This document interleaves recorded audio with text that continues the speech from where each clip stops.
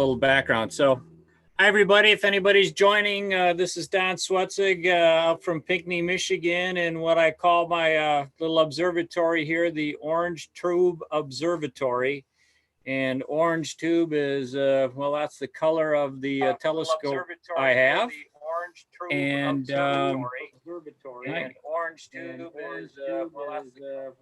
and so interesting. So I had to turn my speakers off because the 10-second delay just caught me.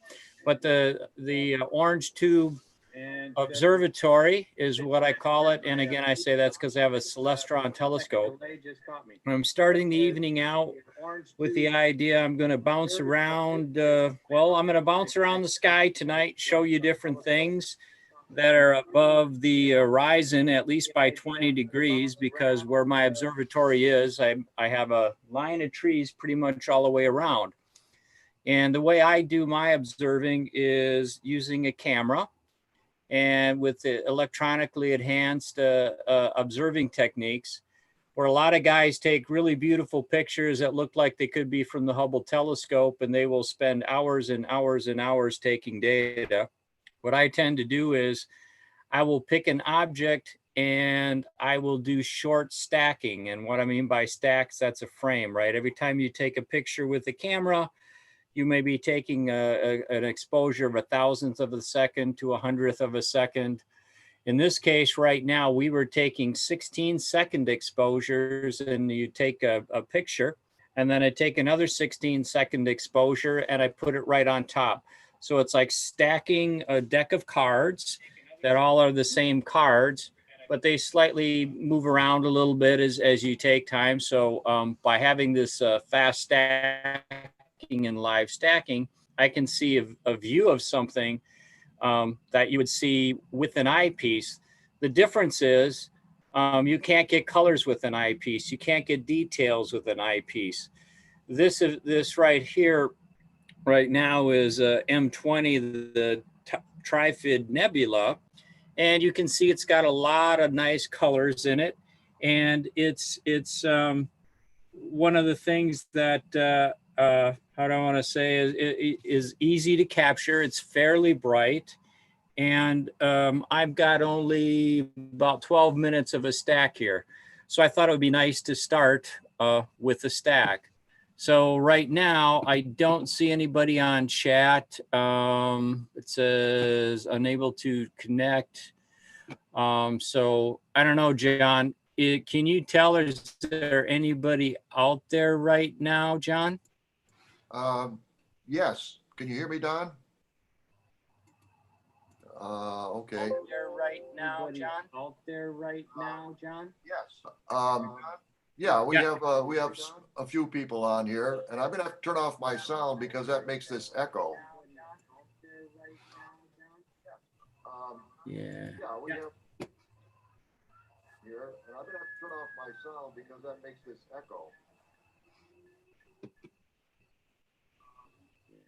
Okay, so now I've got the chat working there, and I see a Susan B and a Lewis, and what we're looking at is M20. That's one of the Messier objects, one of the very common Messier objects, discovered by Charles Messier back in the 1700s is when he started his observing, and he created what they call a list. And the list is of 100 and some objects. That's a very popular list that people go and watch or go and view. So right now, in Messier 20, known as the Trifid Nebula, it's named for its three-lobed appearance. It's one of the most famous objects in the sky.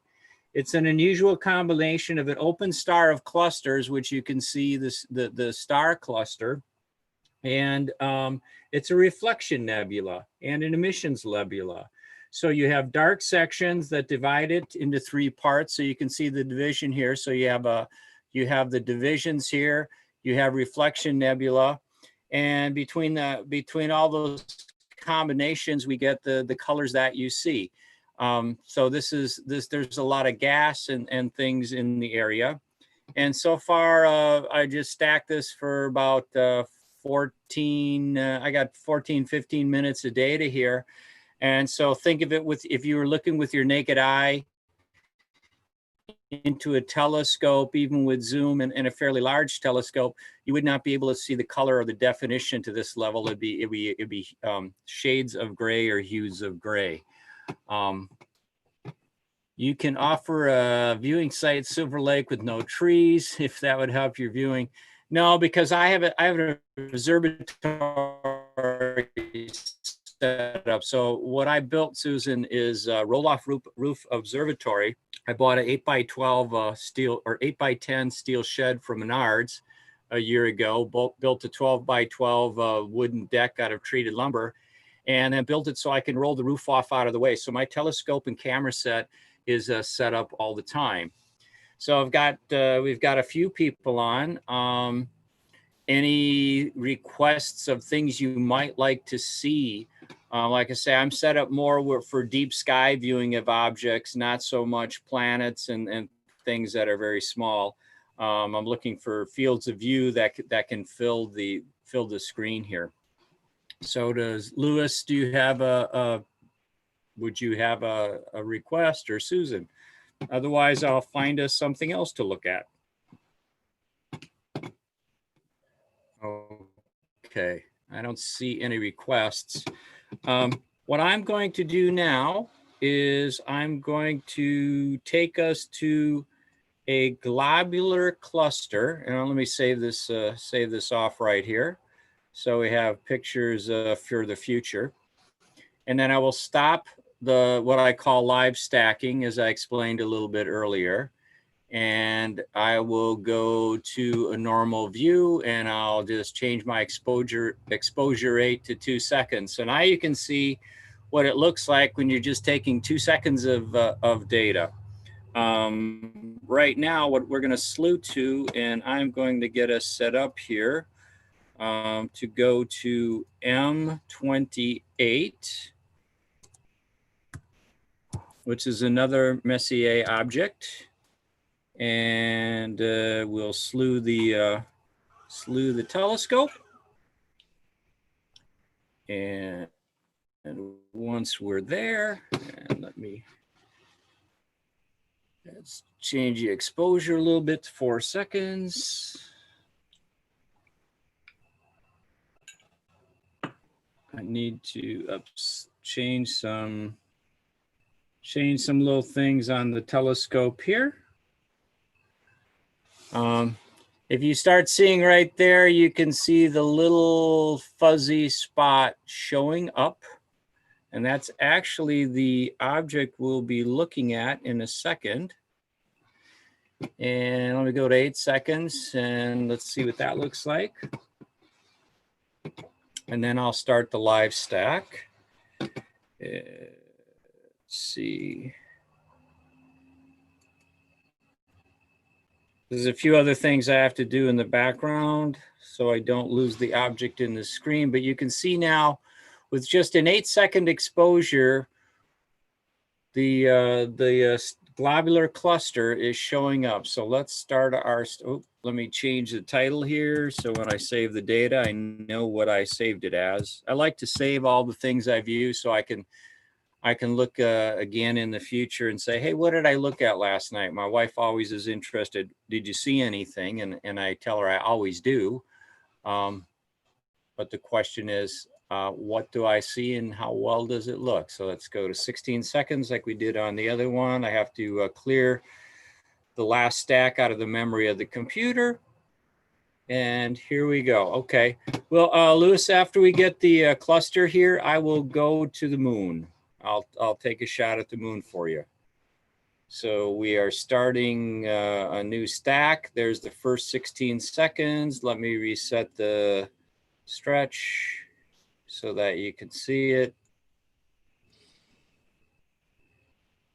And just that fast, we are showing a globular cluster, and I could zoom in a little bit on that.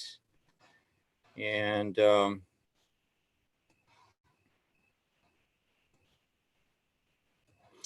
That is Messier 28, like I say, globular cluster. In this is in the constellation of Sagittarius, and it was discovered in July of 1764. It was originally described more as a star cloud, not a cluster, but as telescopes have increased their ability to see things, you can see that you can tell now it's a star cluster. And if I stretch the histogram and make it a little brighter here, you'll be able to see how it starts brightening up, and you can get more and more, you can see the density of the stars in that area. So yeah, Jim wrote, how about Andromeda? Yep, we will take a look at M31. We can do that shortly. So here we are. Like I say, this was a star cluster M28. And let me save this off. And then I'll clear this out, and we'll take a look at the moon quickly, and then we will go to M31, which is Andromeda. So let me stop my live stack, stop that. Let's go to the moon.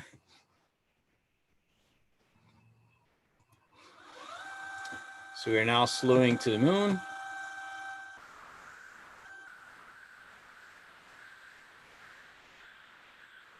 I don't know, can you guys hear the telescope as the motors are whirling and the thing is moving around?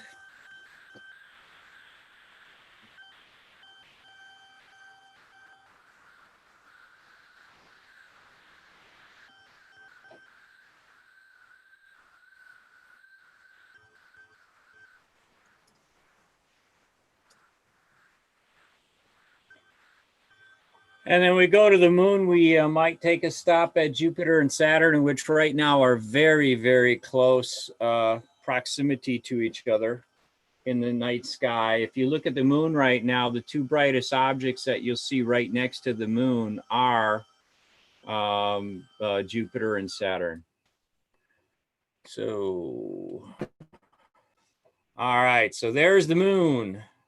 So I'm set up more for deep sky exposures for very dim objects. So let me back everything off here.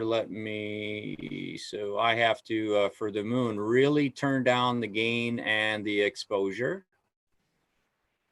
So let's,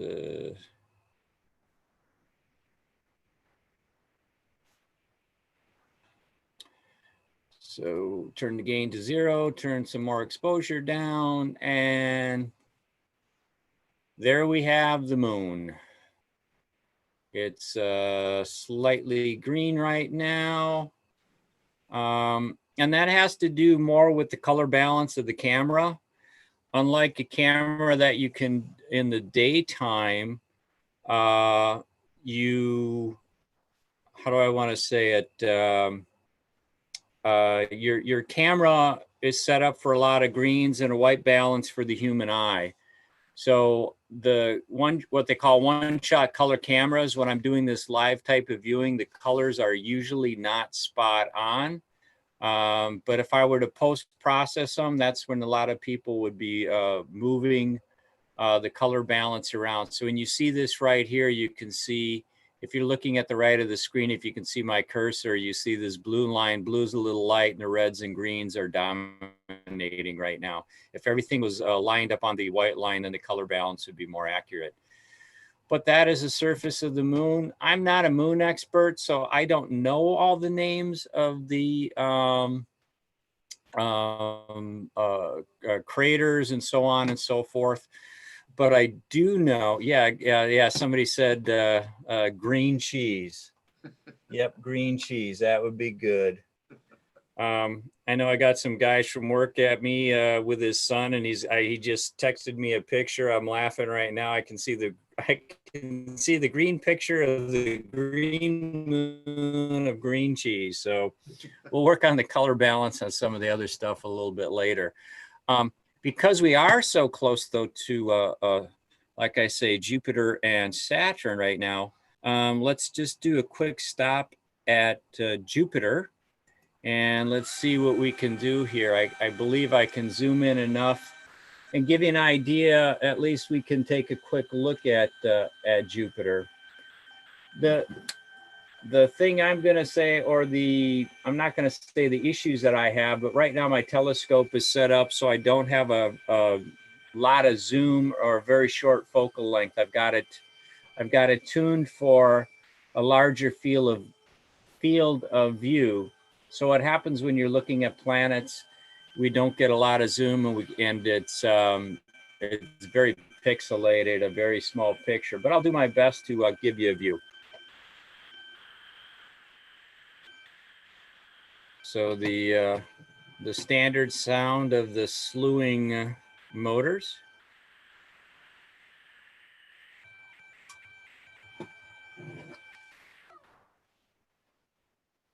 Okay, Jupiter, where are you? There we go, right in the center of field of view. I'll put a little gain on that, and I will zoom it up a lot. So like I say, so I'm doing camera zoom here. You can see the stripes, the red. The red spot is not viewable right now. And if I were to be taking pictures of Jupiter, what I would be doing is what they call lucky imaging. And I would go to high-speed movie videos, and then you post-process everything, and then it takes the best pictures and stacks them together to get those nice, beautiful pictures that you see when people publish them. But that's a live view of Saturn right now. I mean, Jupiter right now. And like I said, if you went out right now and looked at the moon to your south, to your right hand, you would be seeing Jupiter to the right and Saturn above and to the right, and you'd be able to see both planets. And if you have binoculars, it's really nice to look at binoculars with Jupiter, Saturn, and or the moon. You can see a lot of detail with those things also. Would anybody like to do a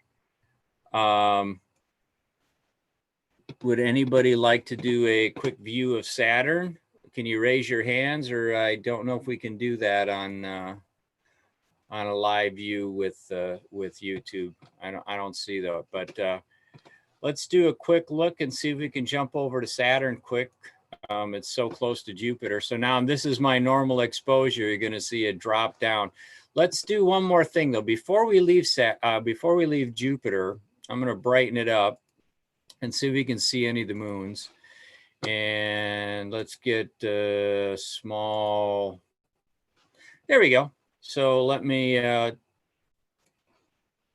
zoom this a little bit more and move this over here a little bit more, and one more zoom, 75%. So you can see 1, 2, 3 of the moons. And if I zoom out just a little bit less, I think we can see a 4th moon, and there's over here. So we got some of the moons in line. So if I were going to be doing planetary tonight, I would have put in a lot of zoom into the actual telescope itself. So it would be in a big picture with a lot of pixels behind it. But let's zoom out now and let's see if we can at least attempt to see some rings of Saturn. So give me a second here. Select object, and I'll slew over. I'm using a piece of software called Stellarium, where I do my zooming. I do my selection of objects, and then I'm a lazy astronomer. I don't go hunting for stuff. I use computers. So I admit I'm a lazy astronomer, but let's see if we can get a little bit of a view of Saturn and its rings. And let me get away from the overexposing here. So yeah, center it up a little bit for you. And that is Saturn. I do not, with the setup that I have with this camera with such big pixels, I cannot see the what do you call the Cassini bands in the rings. I have done lucky imaging if I put the, like I say, the zoom lens into the telescope, and yeah. Yeah, then I can see that stuff. So someone's saying, asking me, your rope will be transitioning soon. Yes, we wouldn't be able to see it. And scope I'm using a 8-inch Celestron orange tube SCT with a 6.3 focal reducer. So I've taken a lot of the zoom out of it to get to a f6 scope. Okay. Okay, so we had a request to see M31 a while back by, who was that? That was Jim Rowe. So Jim, why does the image seem rotated at 90 degrees? Because it's how my camera is put into the lens, right? So the camera is fixed to the telescope. So in my setup, my telescope completely rotates. So it'd be where you always look at something with a camera, you center your camera, you hold your camera level. If you put it at a telescope mount, your camera is rotating and doing circles depending where and what you're looking at. So that's why. So thinking about it, it would be the same thing as you rotating your camera that would move that. So let's take a look for M31 here, Andromeda, which should be a pretty nice object to look at. So we shall start slewing. And I'll get myself set back up for the longer exposures.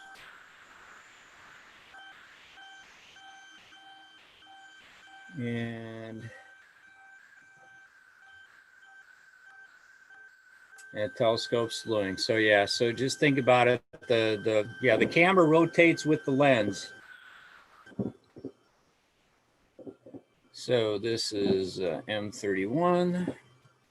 What I'm doing is I'm typing the name up here in this little box so that when I start stacking and saving the information, I can save the picture when I'm done.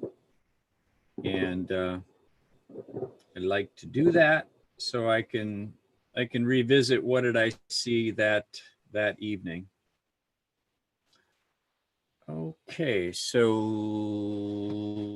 not seeing much right now. Let's okay, stretch this a little bit. There we go. So I need to maybe center that up a little bit.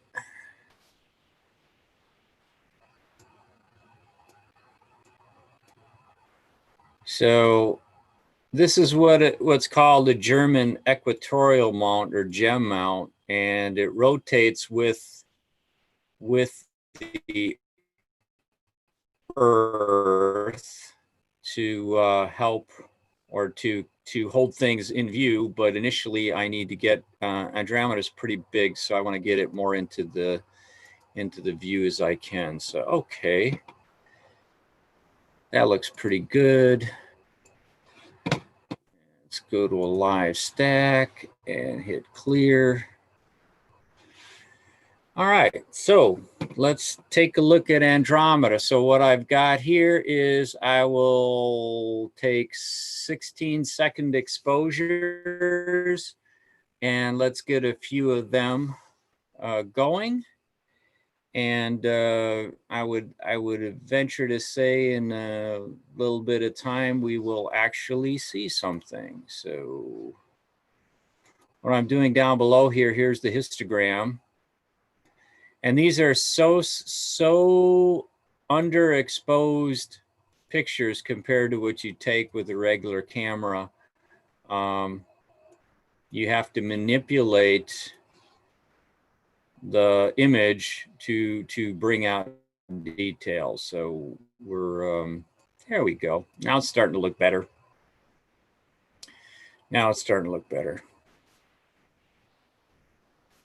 So the other thing that I also do is I do something called guiding,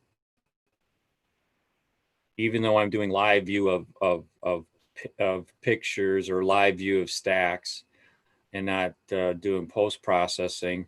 It still cleans up the noise. So you start seeing a lot of pixelation and colors. And what you wind up doing is moving the camera around between stacks, and then the software picks a bunch of points.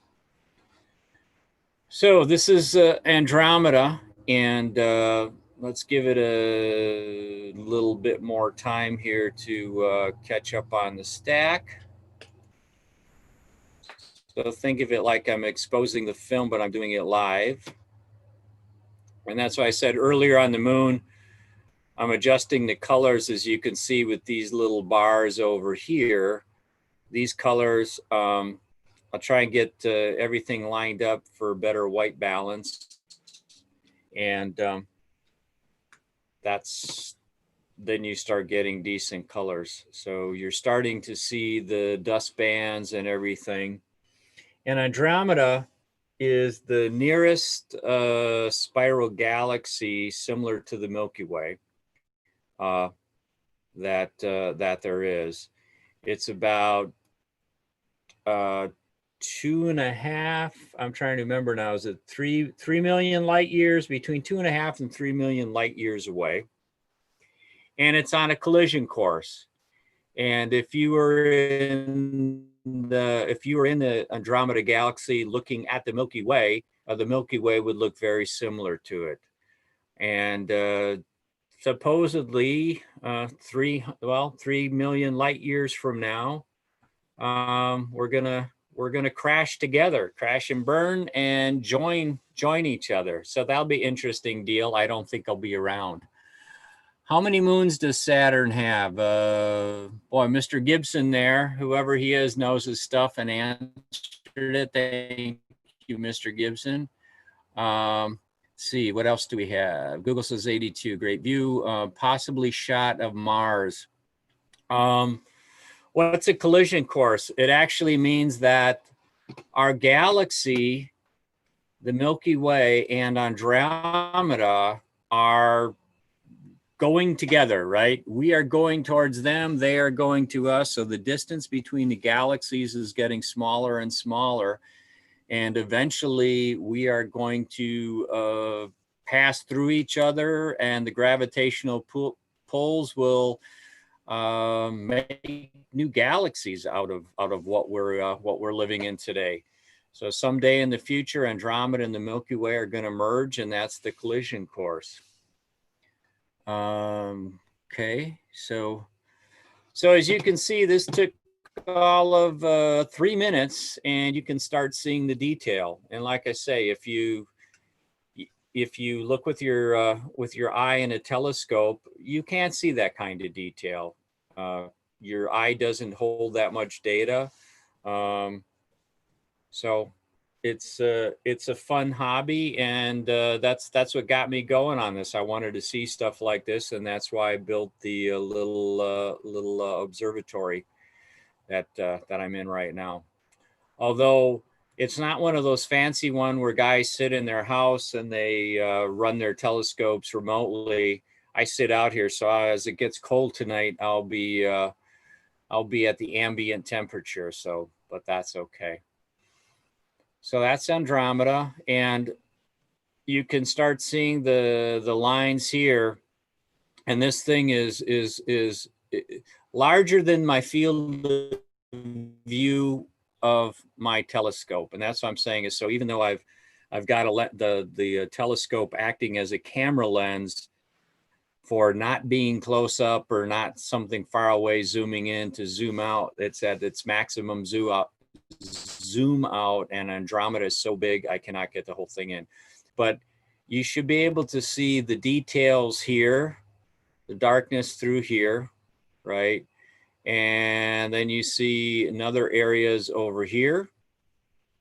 And then you can see light faint detail. And then there's another galaxy over here.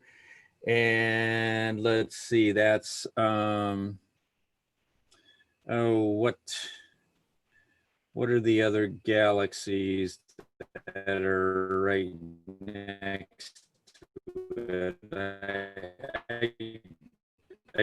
Let me take a look. I have Stellarium up and running, so that should be, oops, I lost. What did I do? I'd be careful so I don't actually move stuff around here. I hit a button I shouldn't hit. So there's M. This is, let's see, looking at this, this should be, I believe, is M110 right over here. And then on the backside down here would be M31, which are two other galaxies that have already collided and or merged with M31. What else? Let's see. Any other? Somebody's asking for a shot of Mars, and with the focal length I have right now, it would show up as a little dot. It unfortunately doesn't look so hot on the system, and I would need it to a little bit later tonight, so it's higher in the sky. Let's see. I got some other things that I've been looking up for us to look at tonight that should be easy to see. And let's see if I zoom out of this. Let's see, which are these over here? NGC, Wild Duck, Eagle. So how many people are familiar with the Eagle Nebula, which is M16? That might be a fun one to look at. When you see the Hubble pictures of M16, that's where they talk about the pillars of the universe. And I think, let me just see where that might be a fun nebula to look at. So that's M. Where did my list go? Let's see, M16.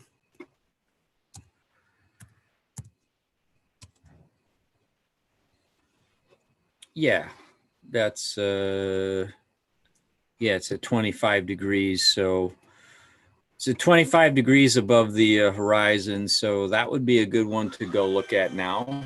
So I'll save this.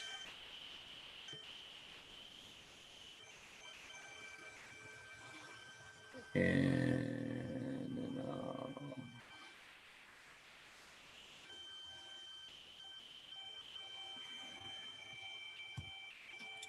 right now I'm just typing in the name of it so I can save the data. And the scope is still slewing. Turn the stack off and drop it down to 2 seconds. All right, so live stack off. Let's see.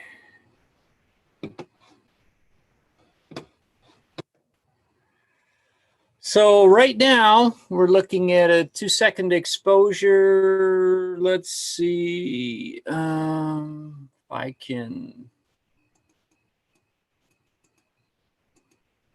I think. So I'm going to do something to make sure it's nice and centered up. And what I'm going to do here, it's called plate solving. So I'm going to put this little, push this little button here. It says plate solve and sync. So although I have a polar alignment on the mount and I have a model of the sky in the computer based on the physical location I'm at, the accuracy is not as perfect as it could be for centering everything. So what I'm doing right now is something called plate solving. And plate solving, if you go back to the original days of photographs, they use glass plates. You would take a photograph and it's a glass plate. So ultimately what's happened over time, the entire sky has been turned into photographs, right? And they call these plates. And so what you do is I slewed to the spot that should be very close. And then I did a plate solve. And what it does is the computer takes a quick picture of it, in this case, a 2-second picture of the star pattern, and then looks at the data in the database to find out where am I really pointing in the center. So it looks at the center of what I have versus where I want to be.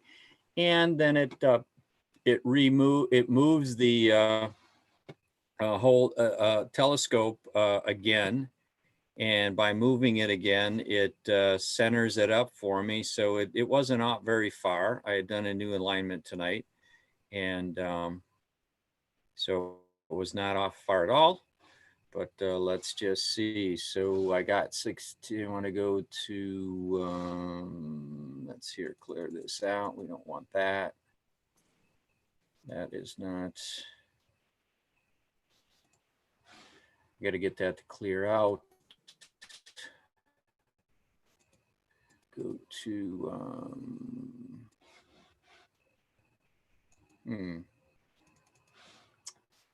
this is not good.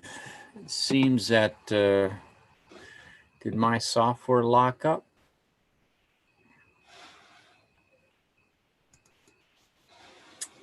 I might have to, there we go. It's clearing out now.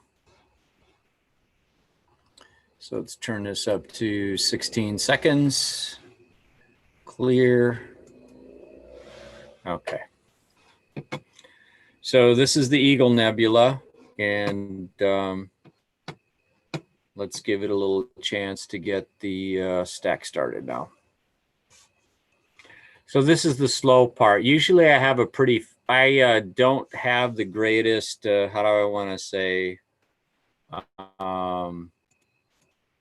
patience level on this stuff. And what I mean by that is 5 minutes to 10 minutes of data is about usually my limit, which because I'm live viewing things. And let's see, we're overexposed, so I'm gonna have to clear this again. Sorry about that, but we'll get there. Okay. Still seems pretty.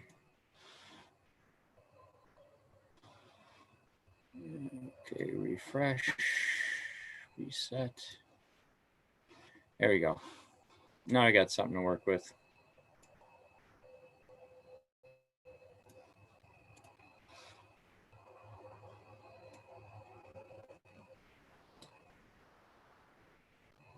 So what I'm doing is now is when I move this stuff on the bottom right here, I'm setting the black level for the picture. And like I said, is because these are underexposed compared to pictures you take on the terrestrial level with an everyday camera or a camera with, you know, your phone. It's so underexposed you can't see a lot. But as you can see here now already, right in this area here is the Eagle Nebula M16.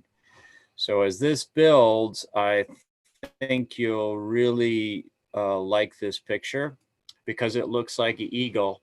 And in the Hubble, where they call the Hubble palette, as they the coloring that they do for the pictures. They're looking at like hydrogen emissions, oxygen emissions, and very narrow bands of wavelengths. I'm pretty much from 4 to 7 nanometers. Is that the light? I forget now, but with the one shot color, I have one shot means every frame is taking all the colors, but you can see as I'll stretch this quite a bit now. What I mean by stretching, I'm squeezing color into it. So I think I'm trying to make it nice and bright, and there's a little bit of a delay, so I'm watching what it is. But now you can see. So up in this area here is where the eagle is. You can see the head of the eagle here, and almost like it's front of its wings or something here. So these are the, like I say, in the Hubble telescope stuff, those are the pillars of creation. Let me do a little zooming on it. We'll have a little granularity there, but it's early in the stack. I don't have a lot of pictures yet.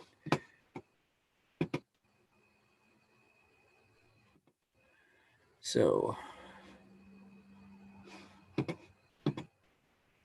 can you start? I think you can start. I'm looking at I've got the, yeah, I think you can see a little bit there now. So if I would let this one stack, I've done some where I've saved some nice pictures, and you have to have at least a half hour a day to have it really start looking nice. But it's not so bad. It's, if you think about it, I only have a little 8-inch telescope here and one small little camera. Compared to, some guys have these, they'll have 14-inch telescopes, and it's not about the diameter. Remember, it's pi r squared. It's the area, right? So it's the area of light that the bucket is catching.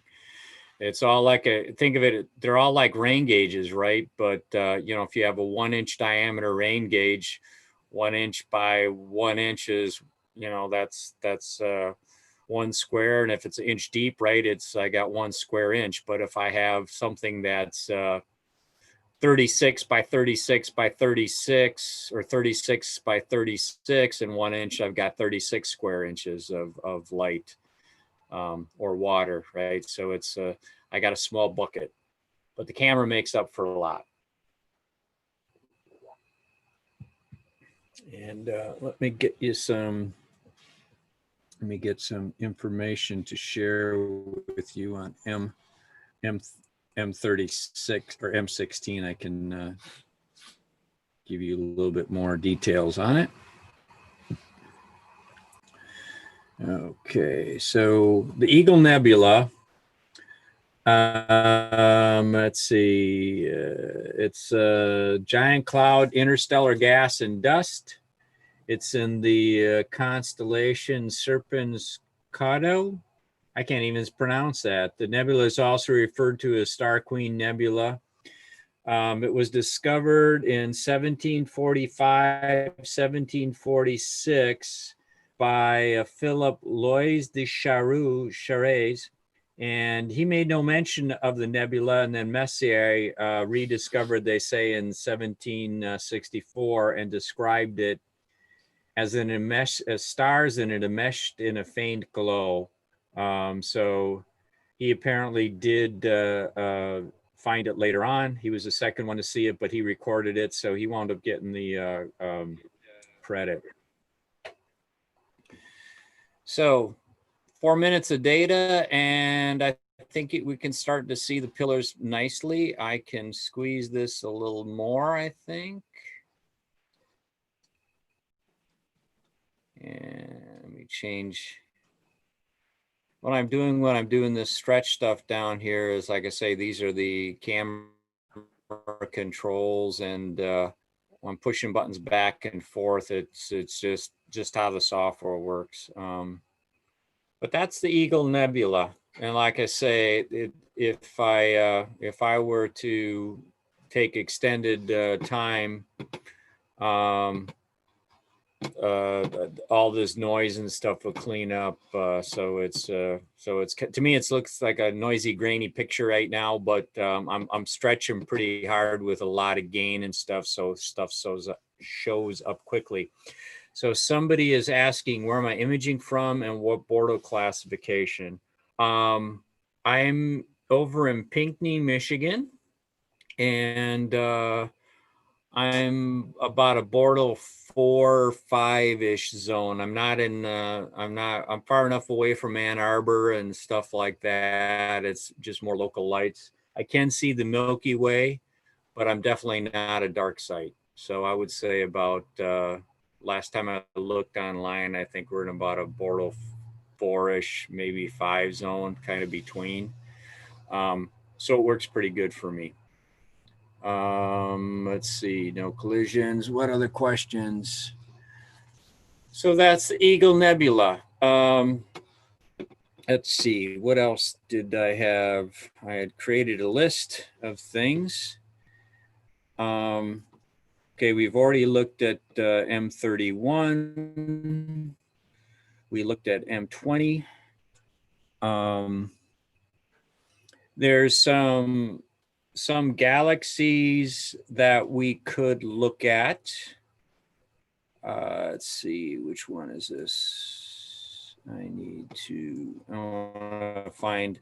want to make sure I'm looking at the brighter galaxies, that I don't make a mistake here. So let me look at something. Just want to look at my star charting software. So M101, yeah, it's magnitude. So if everybody's interested, okay, wonderful. Okay, so I'm going to put this one in the books for now, if that's okay. And yeah, we can do the bubble nebula. Yeah, let's see here. I remember here, I had that down, bubble NGC 7635. So I think I want to save this because, like I say, I like to show my wife. She doesn't like to stay out late doing this stuff. Okay, so I'll turn off my live stack. I will turn off my guiding, hit the stop button. That makes life easier. And let's see, I will look for NGC 7635, which is the bubble nebula. So give me a second. Paste search. Okay, so, and slew, drop this down to,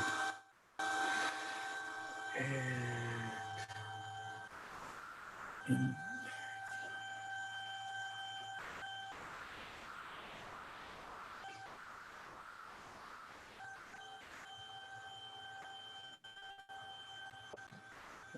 NGC 7635.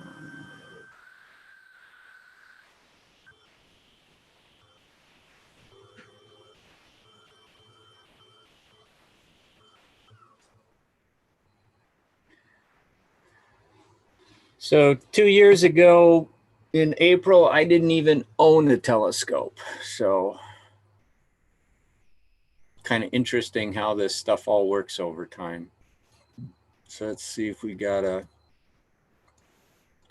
what I want to do. I'll turn up the gain. And do is turn up the gain here a little bit, push it to see how centered we may or may not be. Yeah, so it's right up in this area here. So I think we're centered good enough. I'll go back to the settings, take us up to 16 seconds, start a live stack. Clear out the Eagle out of the memory. And the system's resetting. And let's get a few snapshots.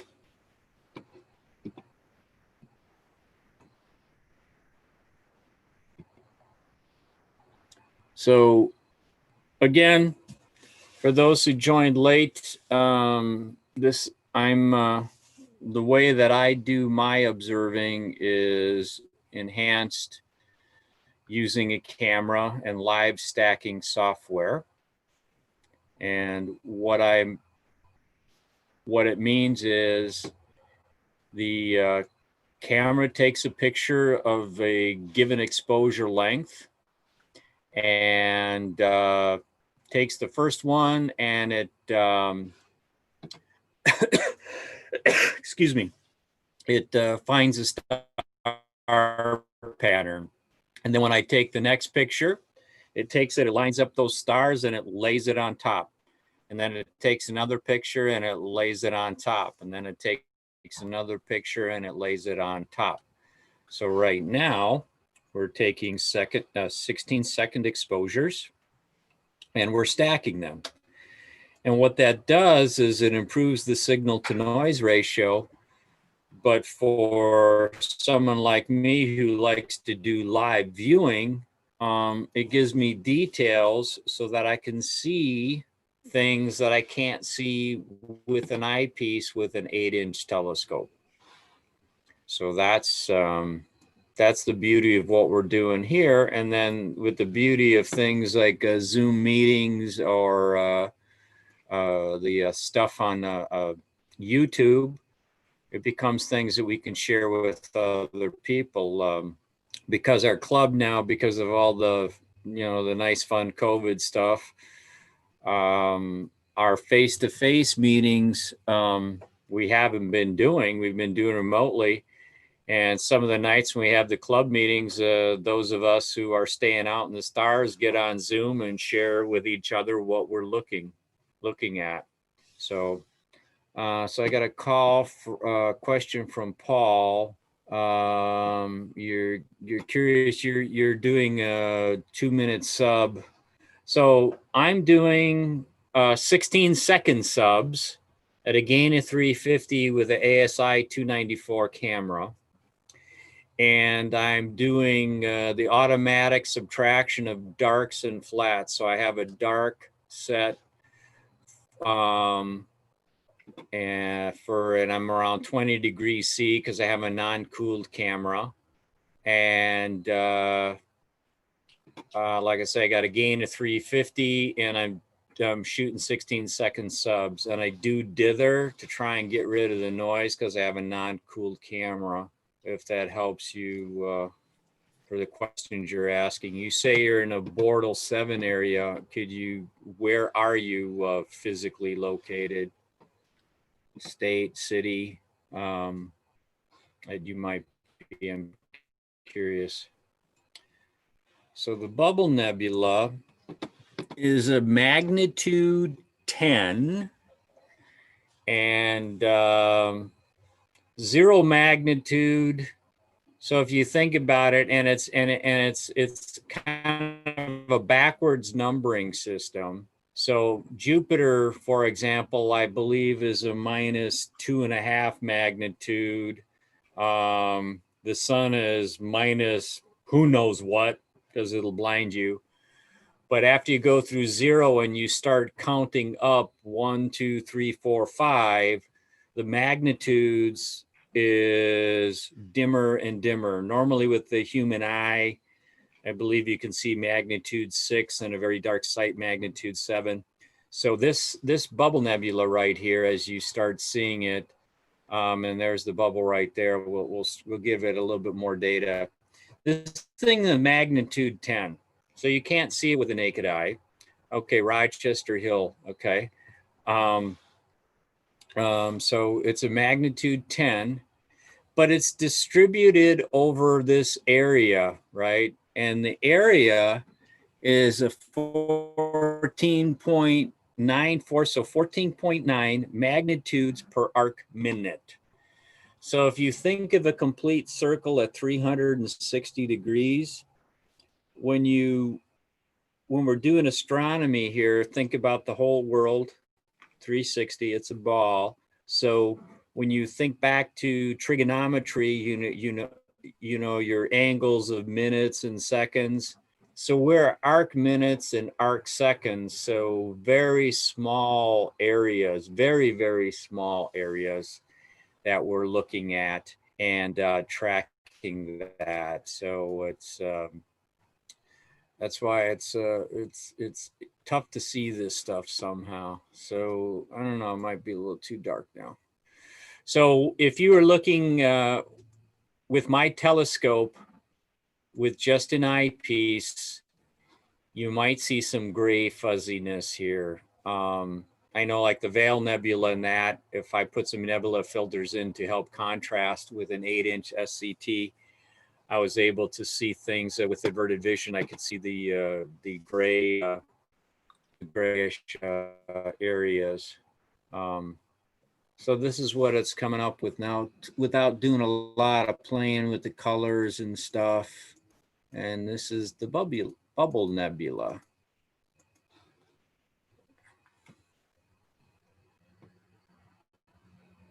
Yeah. So let's see. So now it's starting to look pretty nice. Again, if you when you go online and you see people with pictures, this would be something that if you really wanted to process, you'd probably take a minimum of a couple of hours of data. And let's go back out to larger field of view. So I just go into the larger field of view again.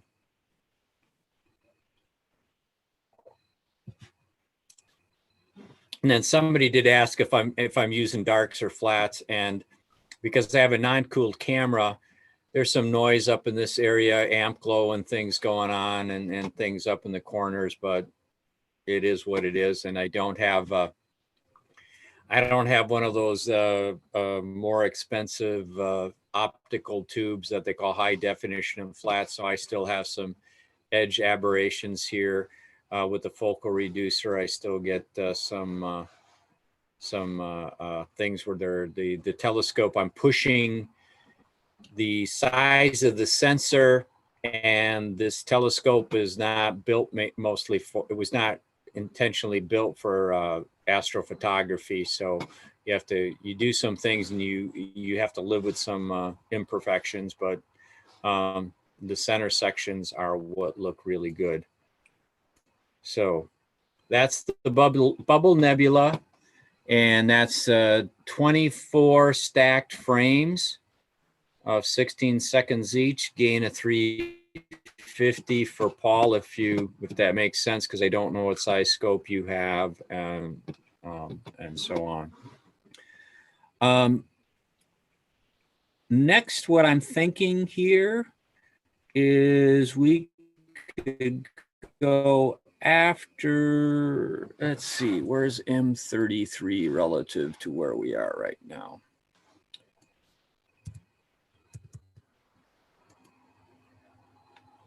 Yeah.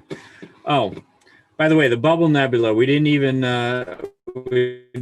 talk about it. It was discovered in 1787 by Frederick Herschel.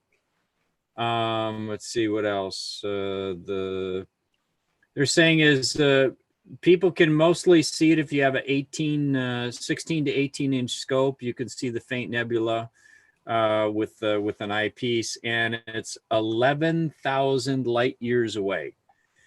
So that's it takes a few minutes. So just think about it. The light that's hitting my telescope, that's being turned into this picture right now, left 11,000 years ago. So interesting stuff, right? Interesting stuff. So let me save this off. Okay. So Sarah, asked, can we see M87? Well, let me, let me see where it is in the horizon right now. M87. Right now, M87 is below the horizon, and it doesn't rise till 7 o'clock in the morning. So no, we cannot do M87. Sorry about that. Unfortunately, but that one is out of pocket. But let me do something here. Let me see if I can find something similar to M87. Give me a second.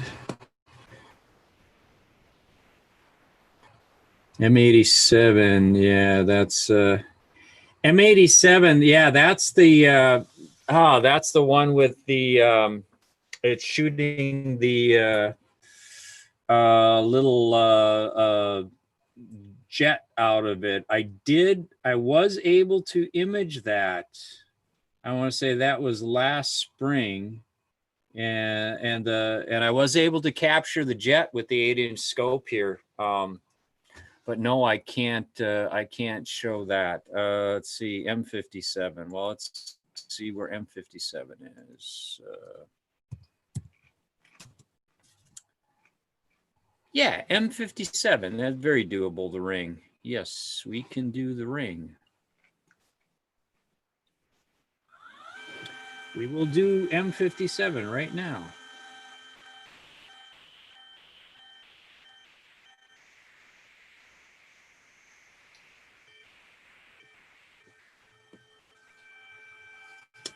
So M57, that's the Ring Nebula. It's got some nice colors on it. When I first started out with an eyepiece only, I really enjoyed looking at that. That's a really nice one to have. So I got to turn this off. I've got to give me a second, reset some stuff here, hit stop. So that's happy. Okay. Get happy, Mr. PhD 2. Okay, so I can see it's right there. Let me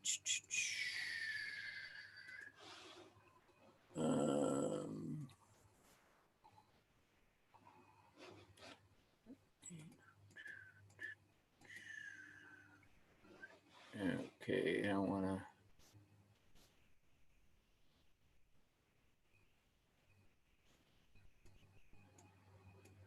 just want to center it up so we get the best view possible.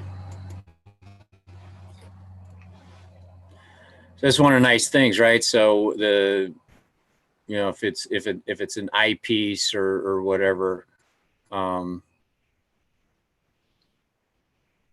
in this case, I'm centering. Here's the view of the camera, and something is not happy all of a sudden here. Here we go. Now it's working again.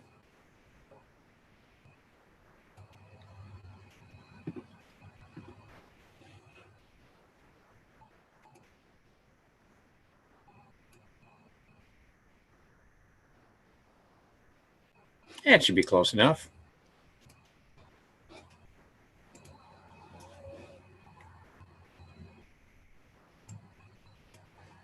And M57.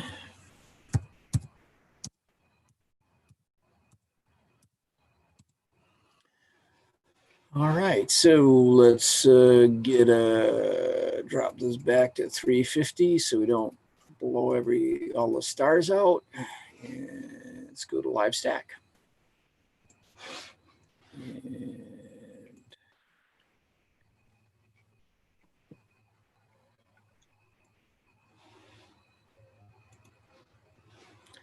now I have to clear out the memory of the bubble there. Reset the stack.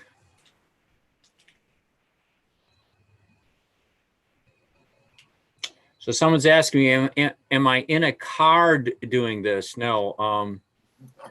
I have in my backyard a 8x10 steel shed I bought at Menards that I built the roll-off roof observatory. So I walk out of my house, I walk into the backyard and do this stuff. So that's why I was able to volunteer to do this outreach tonight and for the events for the clubs. Because I can set it up safely and not with a lot of people around, and because I do things with just, as I say, the electronically enhanced viewing with the live stacking software, which is called SharpCap. Not that that matters. It is. I was able to do it and glad to do it, and I'm glad it's a nice. I'm glad it's a nice warm night because I am outside under the stars. That might be a little bit too zoomed there. Okay, I gotta.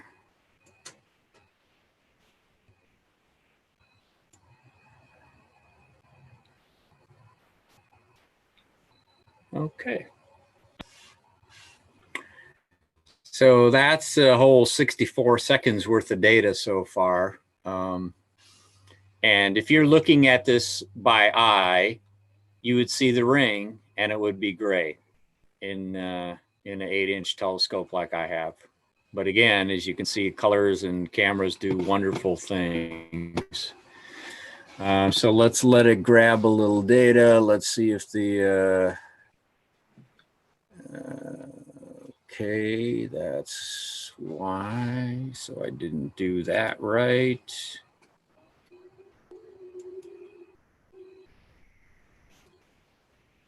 Pick a star.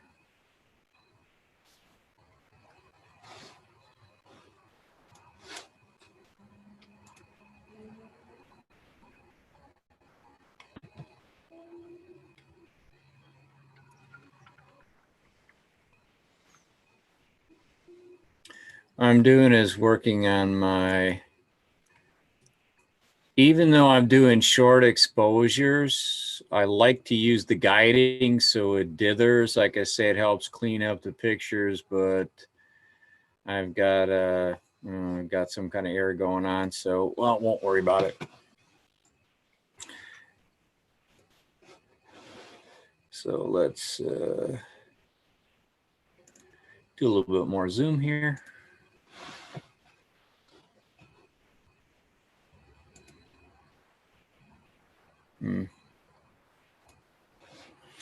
Okay, so let's talk a little bit about the Ring Nebula. Let's see, French and astronomer, yeah, French guy. I'm not even going to take. In January of 1779, he described it as a dull nebula, but perfectly outlined, as large as Jupiter and looks like a fading planet. Only a few days later, Charles Messier also independently found the same nebula by searching for comments and entered it as the 57th object of his catalog. What's interesting, though, about Charles Messier is he's got this catalog of slightly over 100 things. And it's a catalog that everybody likes to go look at, take pictures of. It's very interesting objects. He cataloged them to tell people, don't waste your time looking here, because they were looking for comments and other kinds of things, right? So he was saying, like, this is not interesting stuff. It's already, it's in the way of what they were trying to figure out. So it's kind of interesting that now today it's one of the lists of 100 objects that are favorites to go look at. And when he put it together as a document to say, don't waste your time looking at it. So what we're asking, can you see the bullet cluster? No, I think that one's, I think that's Southern Hemisphere. So, okay, that's the Ring Nebula. Let's see if I have any more information. And there is in the center, so let's, so what's the magnitude? In the center of the Ring Nebula is a star. And I don't know what the magnitude is, but maybe I can answer that question. What is the, yeah, so if you look very carefully right there, that's the star that is creating the nebula. So what does it say here? Is it, what's that star doing? It's not saying here. And let's see, it's a light emitting shell. And the nebula itself has about 2/10 of our sun density in that cloud. And it's called a planetary nebula, and they're formed when stars like our sun exhaust the hydrogen in their cores, and at this point the star's outer layers expand. So this is as it's becoming a red giant. So that's the status of what the Ring Nebula is. So, and what's the magnitude of this? The star is 14. Not sure. The limiting magnitude of my telescope is approximately 14 with an eyepiece, but I can go past that with the camera. Okay. Let's see. Were there any other requests? We did the bubble, we did Andromeda, we did the planets. M57 we're looking at right now. Let's see, some other ideas that I had on the list. We could look at, let's see, is it Stefan's quintet or the,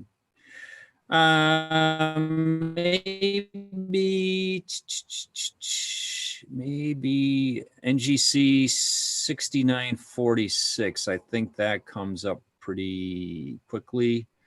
Or maybe we want to do M27. Maybe, actually, I think after doing this one, let's go to M27, which is the dumbbell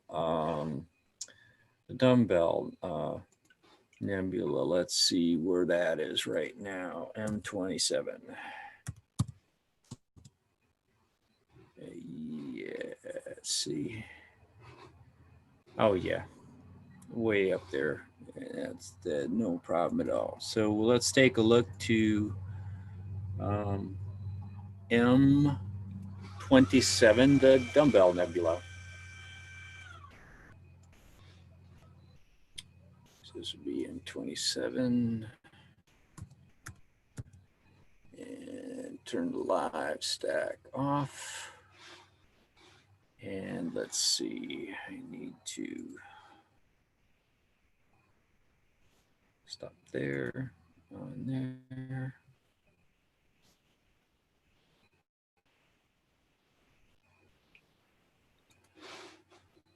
Okay, let's get ourselves centered up, see what we got going here. Does that look right?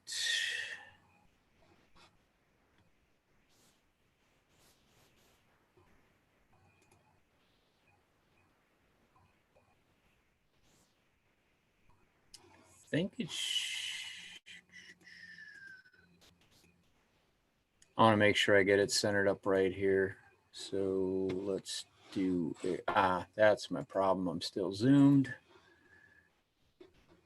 Yeah, let's do a plate salve. So again, I'm going to do another plate salve. I'm going to let the computer move it this time.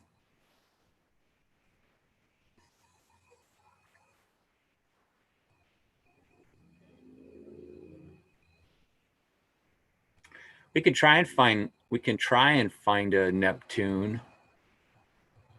But let's look at the dumbbell first here.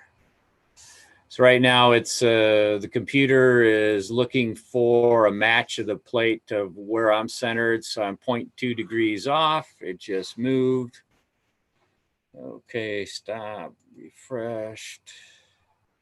Pick a star. Turn green, there we go.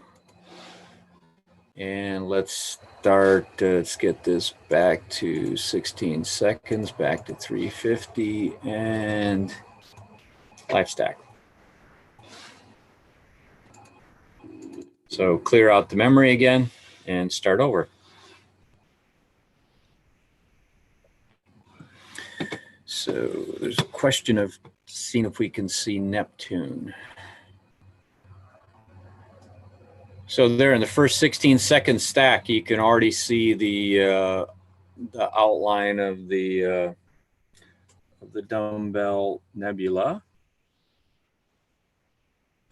which is another one. It's nice to see with your eye, but again, you can see the shape of that one pretty good with the 8-inch scope, but you do not see colors at all. And if you got binoculars, it's very viewable with binoculars. The difference is you don't have a computer, so you can't be a lazy astronomer like me. You have to actually learn the sky and do star hopping to find stuff. So let's see. Okay, dumbbell nebula is visual magnitude of 7.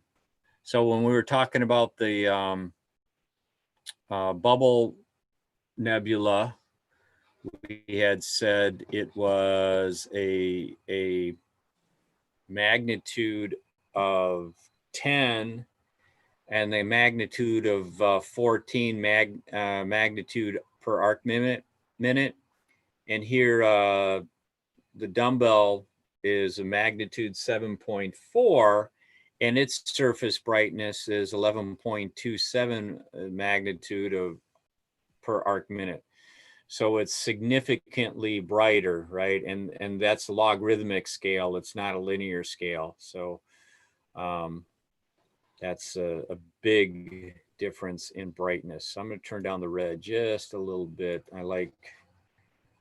I like to have a slightly darker background to space, right? So this gives me more black in the background. And let's let it stack a few. But this one shows well. This is a nice one to look at. It's one of my background pictures on my computer screen, and my work computer.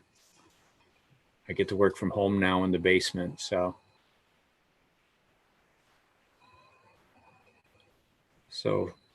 this is the dumbbell nebula. Let's see, this one was also discovered in 1764. So Messier discovered a lot of stuff in 1764. Let's see what. So the central star here, this one's central star. Its magnitude is 13.5.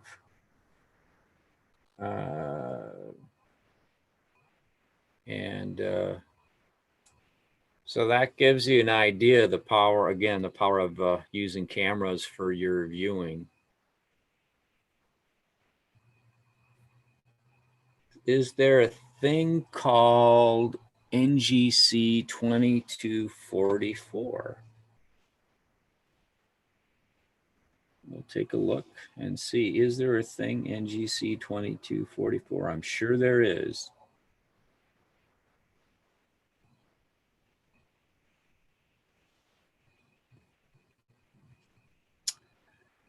NGC 2244 is an open cluster. It's the Rosette Nebula. Yeah, that might be doable.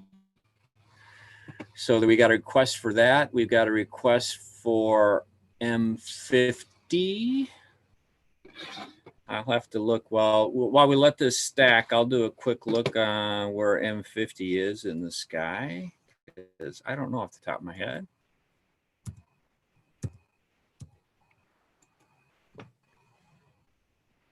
M50 is below the horizon, so we can't look at M50. Let's take a look at, was it NGC 2244?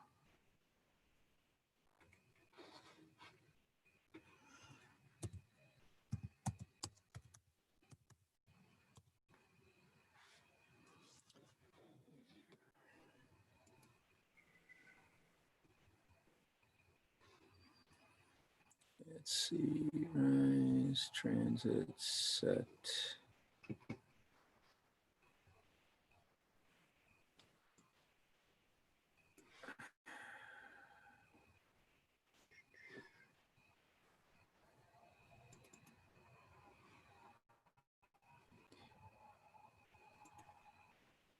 NGC 2244 is also below the horizon this time of year.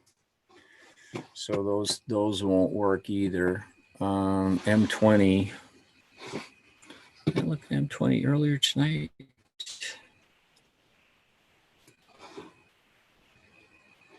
Okay, where's M20?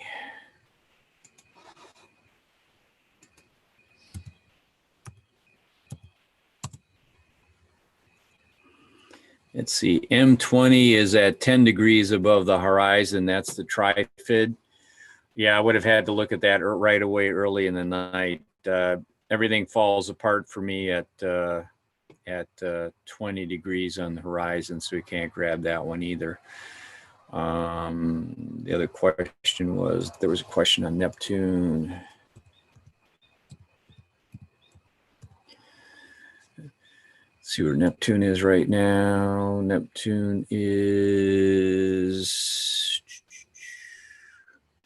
Neptune's above 20 degrees. We can take a look to see if we can find that little dot, but make no promises. Yeah, M11.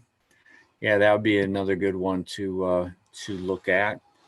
But let's, there was a question. Oh yeah, M8, M11, NGC 6940. Okay, let's do let's see here.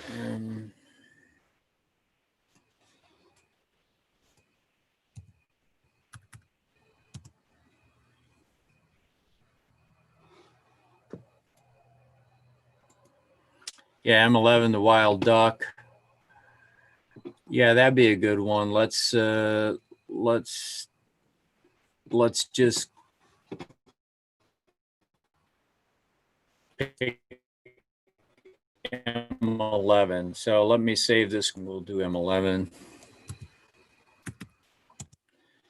And stop this.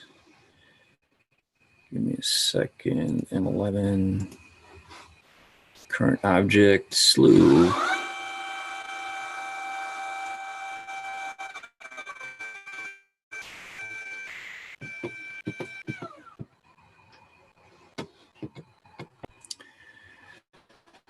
Okay, let's finish slewing. This one should be, I missed it that bad.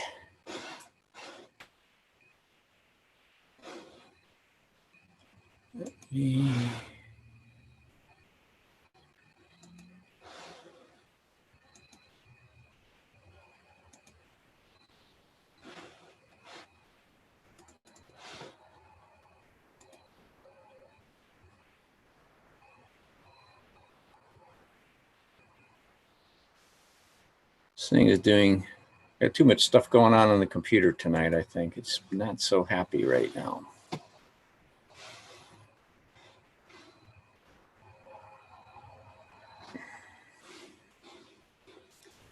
Okay.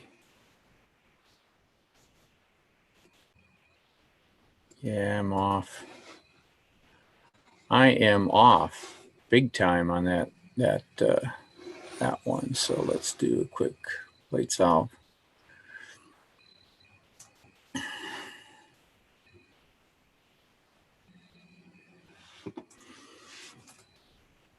Yeah, I know it's in the lower left, but I'll just let it plate solve, and it should find it and then put it right in the center.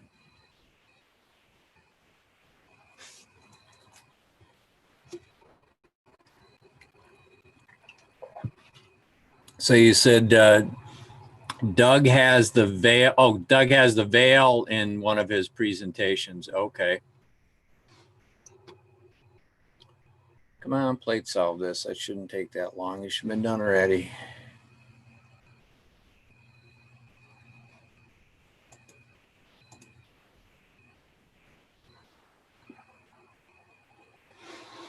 Come on, computer.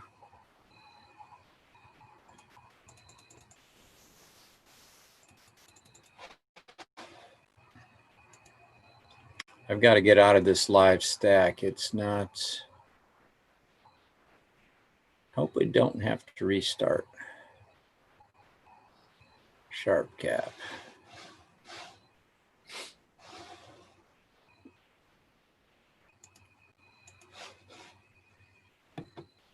Okay.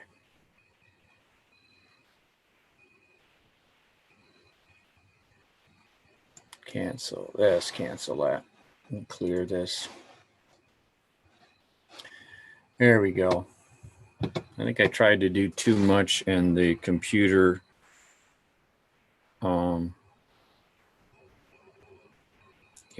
trying to do a little bit too much stuff here, I think. So now we got a 2-second exposure.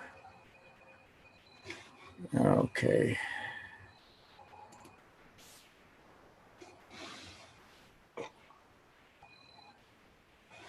All right. Now it's stacking. You can count your frames down here. If you ever, anybody notice on the screen, this little thing down here is every 8 seconds it's going off. So it's stacked another one. So we're stacking now.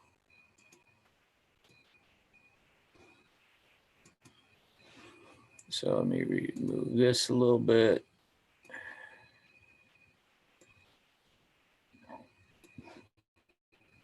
So this is the cluster down here, M11. And M11.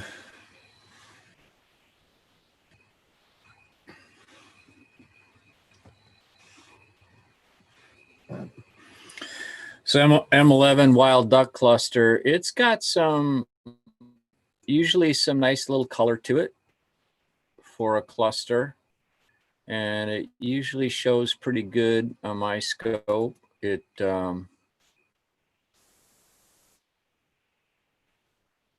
if you're using visual with the scope, it's one of the clusters really show well in scopes, and it's a nice object to view on a really clear night.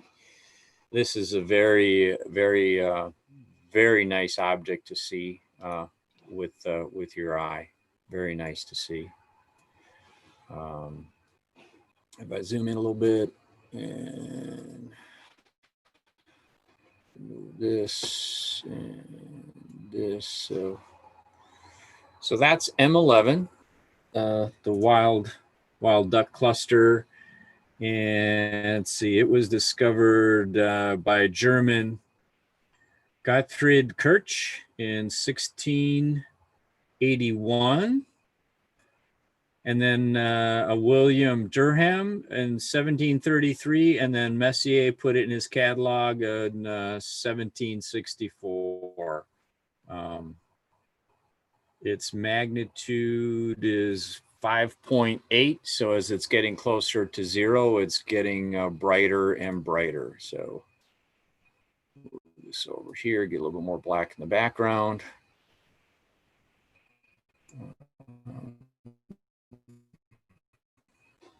Okay, so M11, what else did we have? There was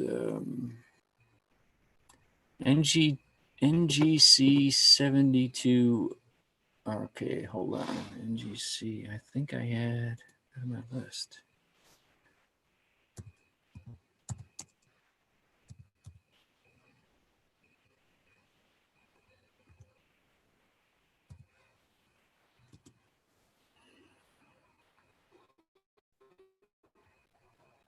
So, okay. So I'm going to hit save. I'm going to make sure that I go through the right process. Turn stacking off there. And if I stay in order, things will probably work a little better. Okay, so there was a request for NGC 6940. So let's take a look at NGC 6940. And that's pretty close to the zenith up there. So let's see what we get.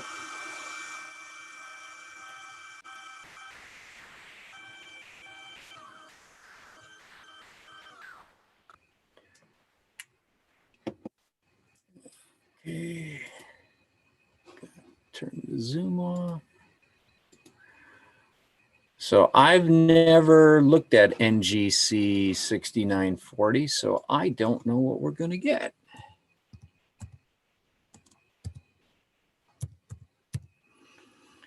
And the planetarium software I've got here, if it shows me so I can see what the, yeah, let's do a plate.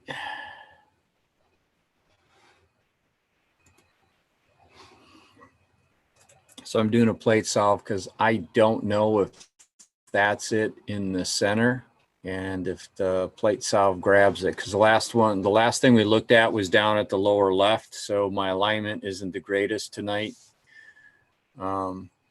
Unfortunately, when I built my observatory, I didn't put a pier in the ground. I just got the tripod sitting on the decking I built. And every once in a while, some clumsy guy who spends time here kicks it, and then he has to redo things. And I did not redo that tonight. I just went for a realignment, and because by the time it was getting dark enough, it was close to starting. So 0.03 degrees off, so it was okay. Okay, good. So let's go back to 16-second exposures, and let's do live stack. And hit clear. Okay, so let's see what we got to work with. And this is NGC 6940. So let's see what it says about NGC 6940.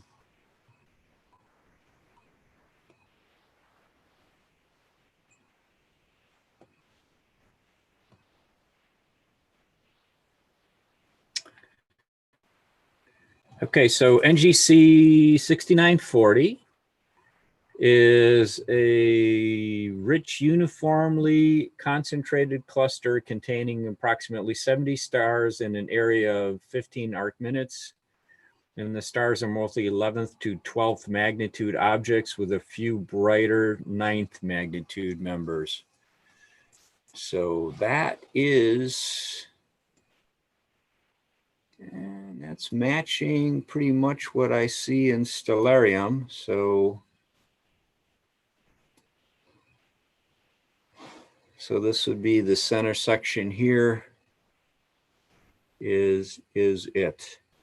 And if I had a larger field of view on my telescope, it would be probably a nicer object. So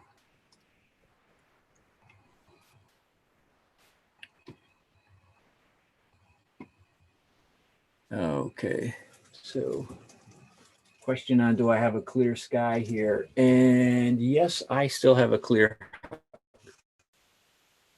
sky here.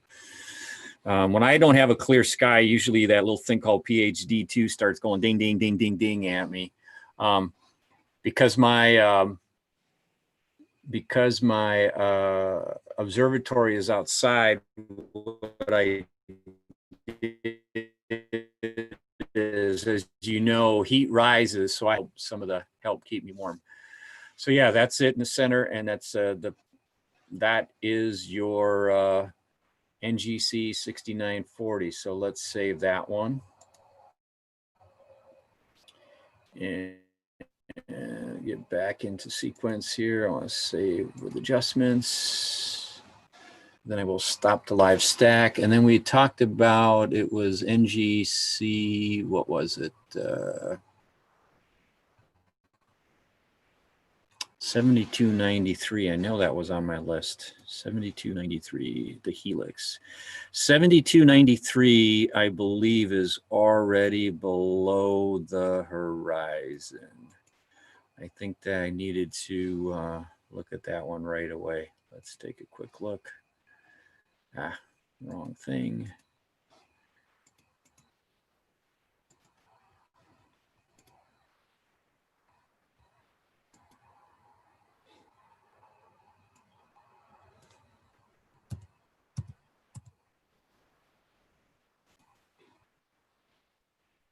No, I take that back. The Helix is, yeah, it's about 20. It's close. So let's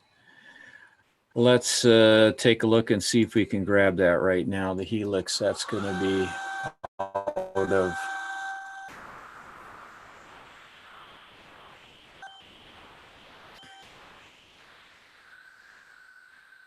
NGC 7293.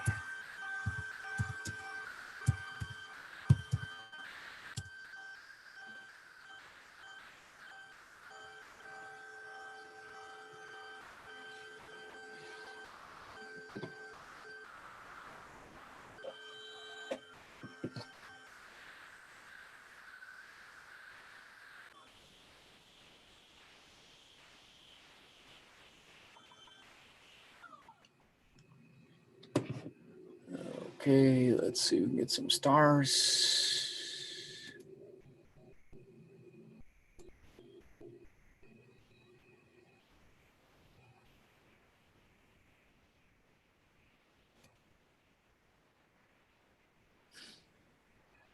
All right, let's see what we got here if we're centered up.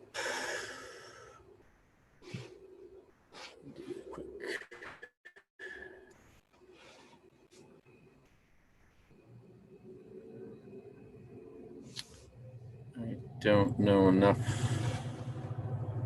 I got centered up.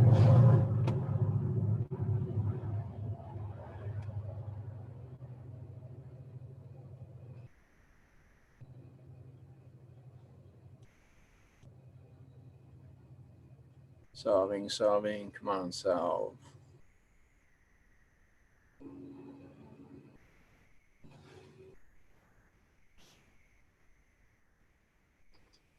There we go. All right, solved, centered it up.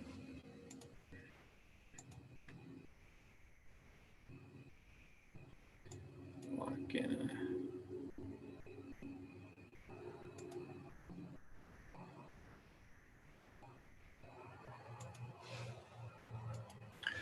Okay, so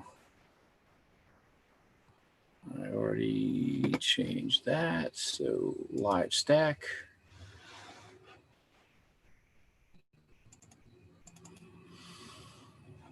Okay. Reset. There we go.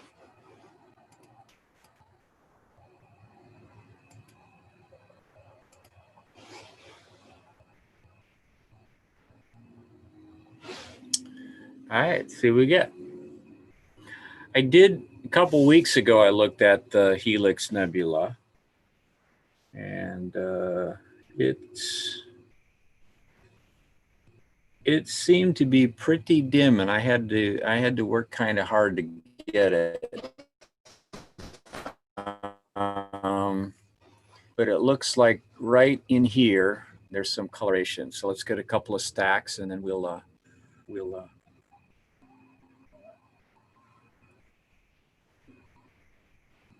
get it so we can see it.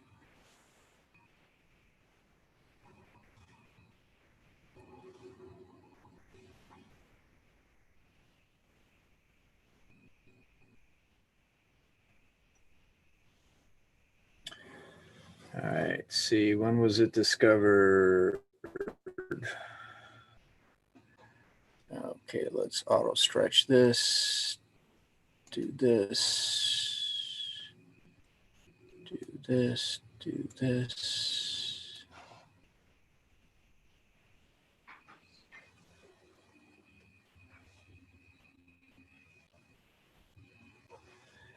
How close are we to the moon right now?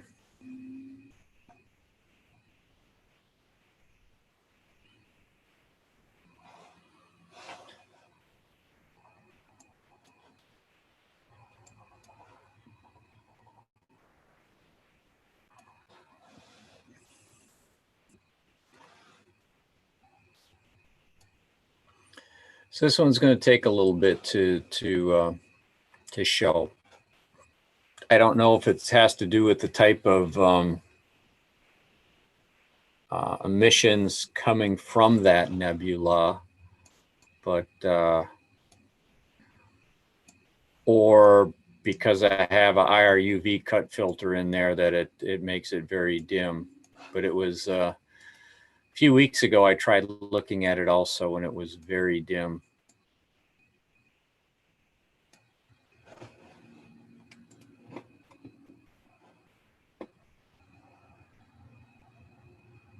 Yeah, it don't work. Turn that off.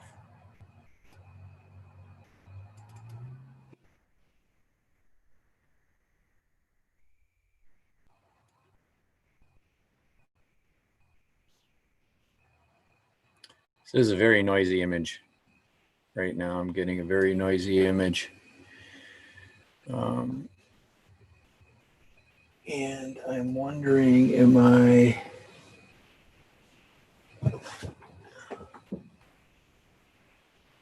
Let's see, what's the height right now? Where are we at? That is at... It should be okay, but it might be tweaking just the edge of a tree or something on me.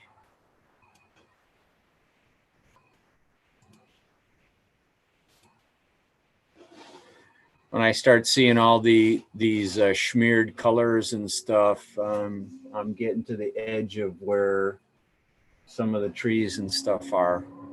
Usually I'm good to 20 degrees though, but this is this one for some reason is very difficult to bring in cleanly.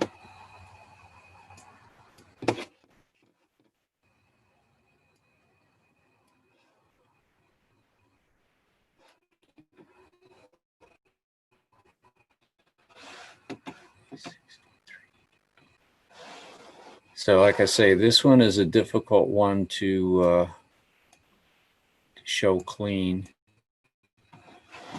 And I'm getting some interference. Let me take a better look.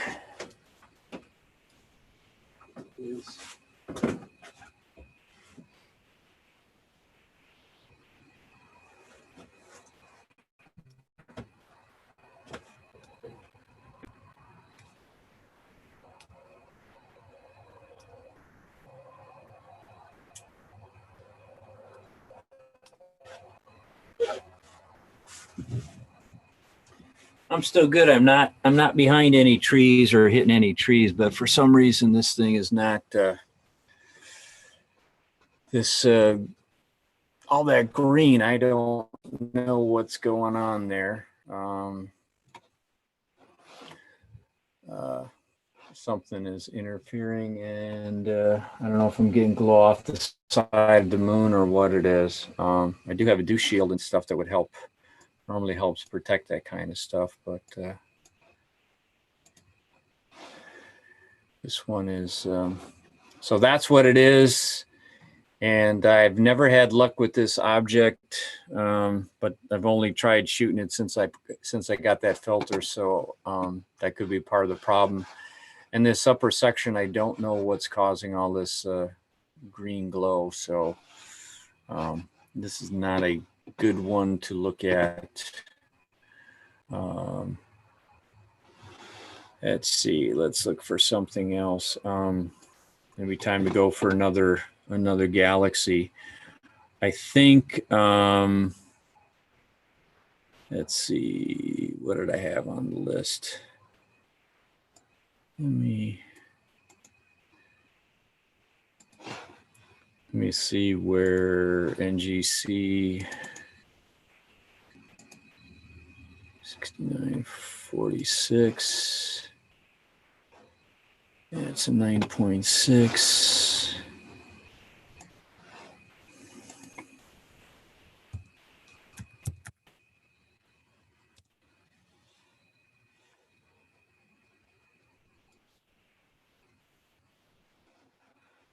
Oops.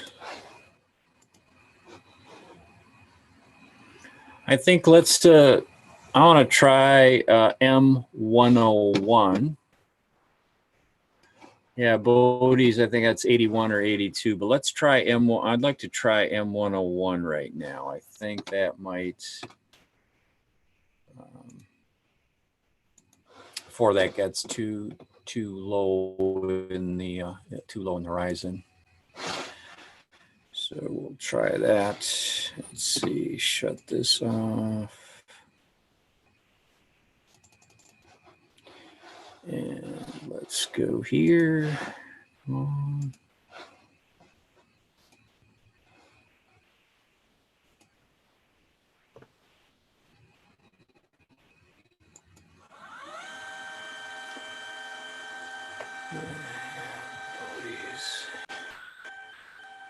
Let's see, Bodie's.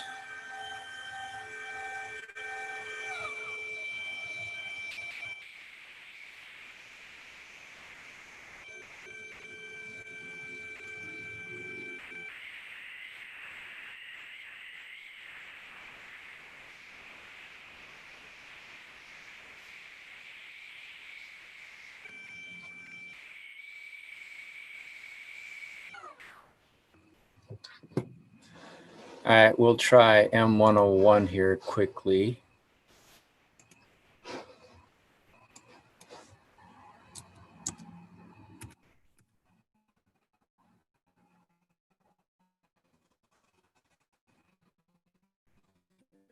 Let's see.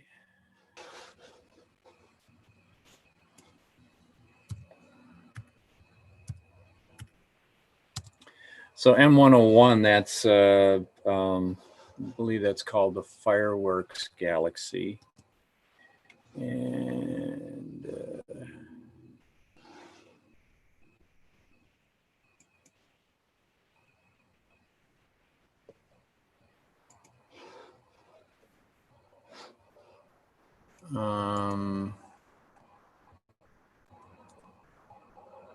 I think we're going to have a problem with this one. I think I waited too long, and that's because that's to the northeast. That's where the cell tower is and the blinking red light. So, and I'm not sure.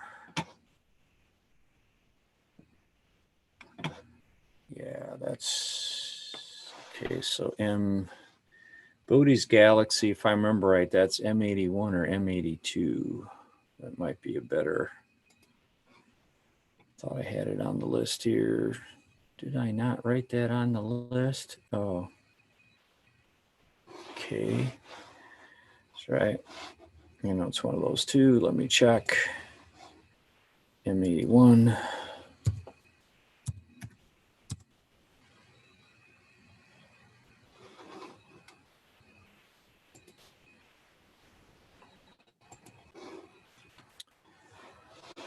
Yeah, we're going to have the same problem with that as we are with this one right now. So I've got a little bit of problem to the north with some additional trees and stuff. But maybe I can still pull this one out. Let me do a quick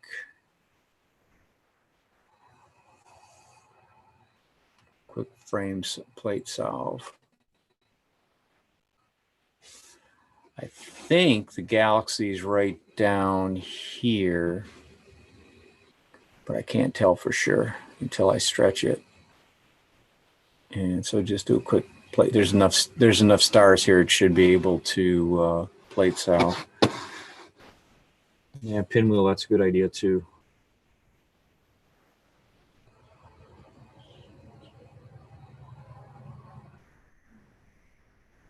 It's pinwheel.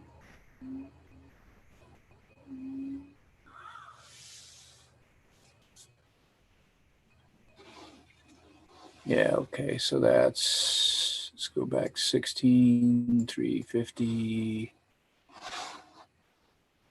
I think we can get the fireworks. I think we'll get that. We'll give that a shot.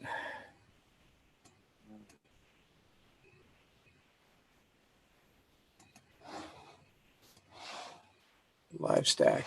Okay.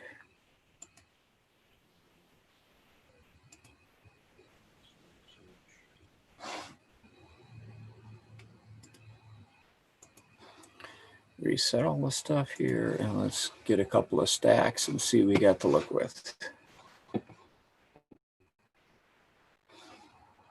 Yeah, I'll be right here in the center. Let's give it another couple of stacks and then I'll stretch it.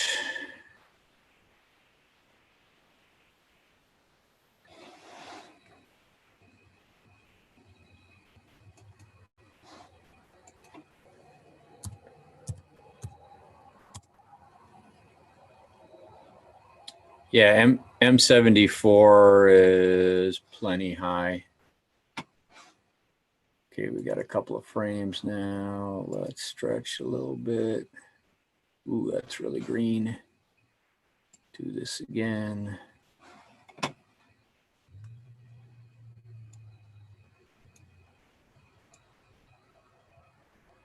Won't worry too much about what all the colors and all that stuff look like. I'll turn them down. But as you can see now, within 1 minute, you're starting to see the outlines of a galaxy. And this is a nice pinwheel style galaxy. M101 is, because it's a side-on galaxy. So you can see, you start quickly seeing a lot of features in it. So let's just give this a few more stacks. I think so. Look really good. So M33 is pinwheel. Write that down so we get it.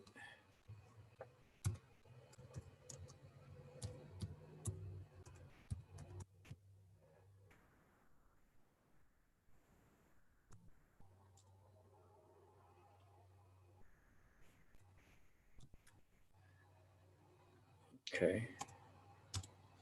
Just making some notes so I can, when I want to go to the next object, I'm set up a little bit better for the next ones.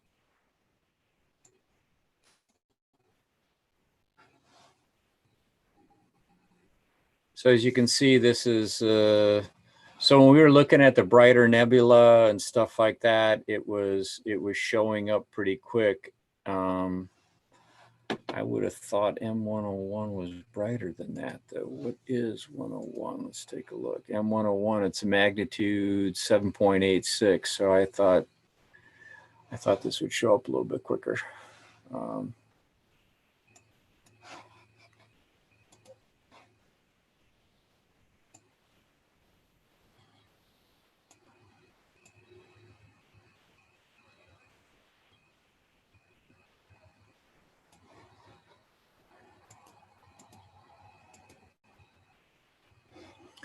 So as you can see, this is kind of when you don't stack a lot of frames, things, you get kind of noisy pictures. I'm not sure they look as noisy, but if you look up here in the left-hand corner, now I have some light. I have some noise over in this corner over here.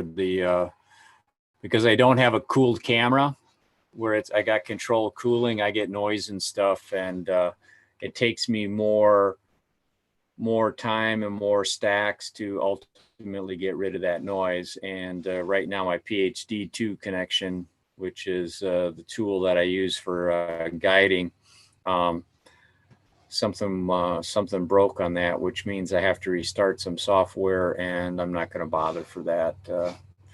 But I think this shows it as at least nice little. You can start seeing, like I say, in 4 minutes, you've got you can start seeing the the spirals. Question from Astronomy Notebook. Hi, yeah, I'm using Sharp Cap for the stacking. I like Sharp Cap the best. I've played with other stuff and I like that one better. I like a lot of the extra bells and whistles and knobs and things that you can turn. It's got the integrated plate solving. And if I'd shoot, I'm guessing if I'd shoot a new dart quick, I could fix some of this, but we're not going to do that for right now. I don't see a reason for that. You can start seeing the spiral arm, like I'm saying, you can see the spiral arms through here, spiral arms out through here. So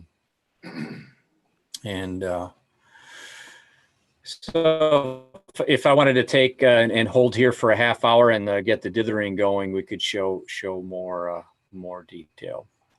But we've got some. What are some of the other requests? What was NGC 2623? I thought I looked at what that was.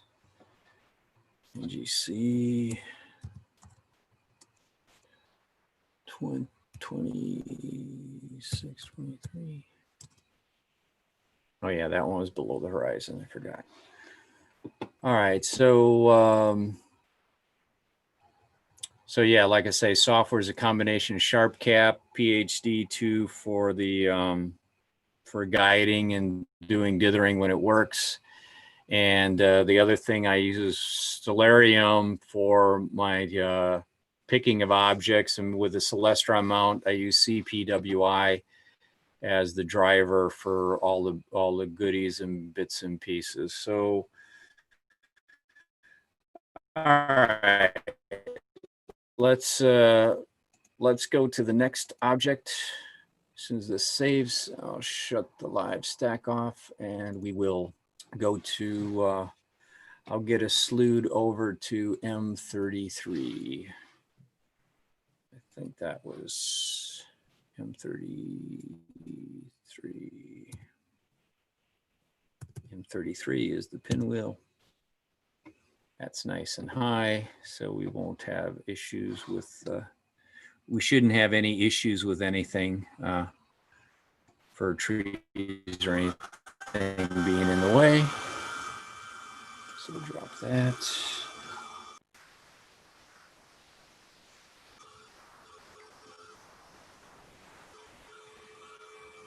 Still pretty warm out here tonight.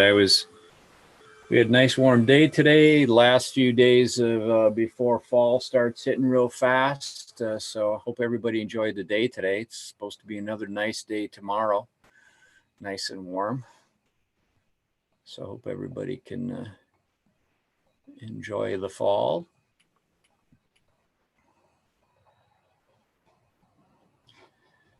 So let me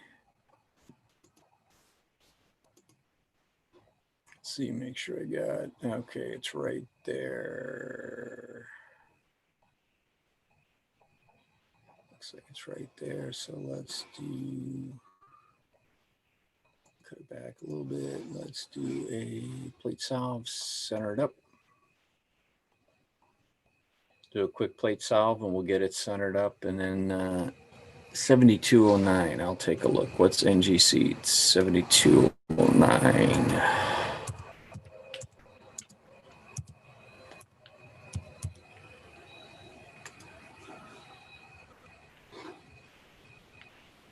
The Star Lizard cluster.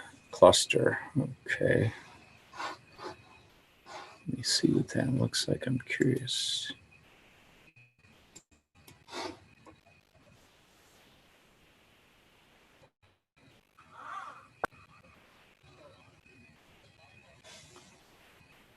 All right. So, okay, we're centered up. Go back to 16. Back to my gain at 3, should be 350.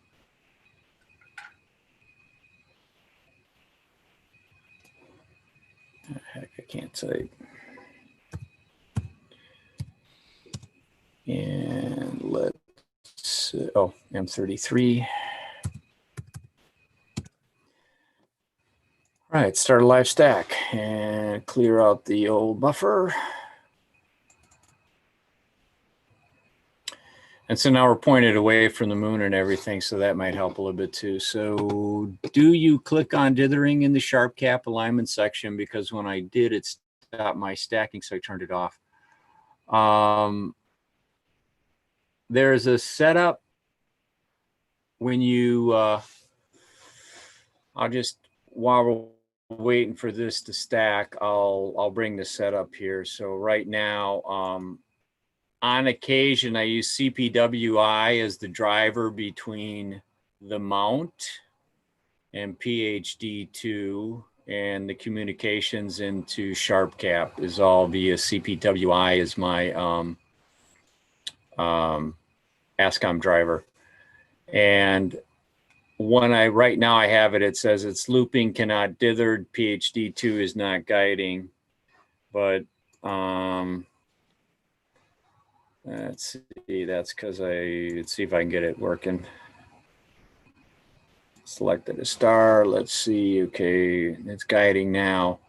But once the dithering gets messed up in sharp cap, the communications, usually I have to shut sharp cap down, and then I restart sharp cap, and then it resets everything and the dithering works. The other thing I do in sharp cap, or in PhD2, I use the spiral dithering, because then you have less issues with backlash on deck. So this mount is the AVX that has a lot of backlash. Anyway, so let's clean this histogram up. So we're at the Pinwheel Galaxy M33. At least I think that's where we are. Hope that's where we are. There we go. CT orange tube, and I have a 0.63 focal reducer, field flat 294, ASI 294 MC, which is a ZO 294 non-cooled camera. It's a 3/4 size sensor, and I think 4.97 is the micro whatever's for the pixel size. So this one, I'm not getting any interference from the moon like the last one. And so this one, now we let this thing stack a little bit longer, it's going to look really nice. I think this M33 is going to look really nice. So let me go back, take a look. M33's surface brightness is what? So the magnitude's 5.72, where the fireworks was almost magnitude 8. So, and remember, this is a logarithmic scale, so this is a lot brighter galaxy. And the information that you'll quickly see here, right through here, you got arms, here you've got arms, here you've got arms, right in here you should be able to see dust lanes. Let's see if I can brighten that up a little bit more. I'll force it extra bright so you guys can see it. It should be extra bright in a second there, but I'll squeeze it brighter. So what I mean by squeezing it brighter is if you look right now where you see on the bottom here where I'm moving my cursor up and down, I've taken it off the logarithmic scale. This is where all the energy is coming in from the sensor. And so I'm not even a third of the way pushing the sensor. So these are severely underexposed snapshots, right? And so you use the tools and you use them in the live viewing. This is what I like about Sharp Cap, is because I can play with the tools here. I can play with the colors here. I can turn it to black and white, so it's just shades of gray, and or I can I'll do a color saturation. I'll put it all the way to the top so you can see that's, I mean, artificially, obviously that's not anything pretty to look at that way, but I have the ability to to match color balance and do things in a live view. Matter of fact, one of the guys in the club earlier this year, we were doing something. He couldn't get stacking to go, and we did some screen sharing, and I was able to get his stacking working. And he was using SharpCap just to capture and then post-processing. And I showed him, here's how you can look at it live. So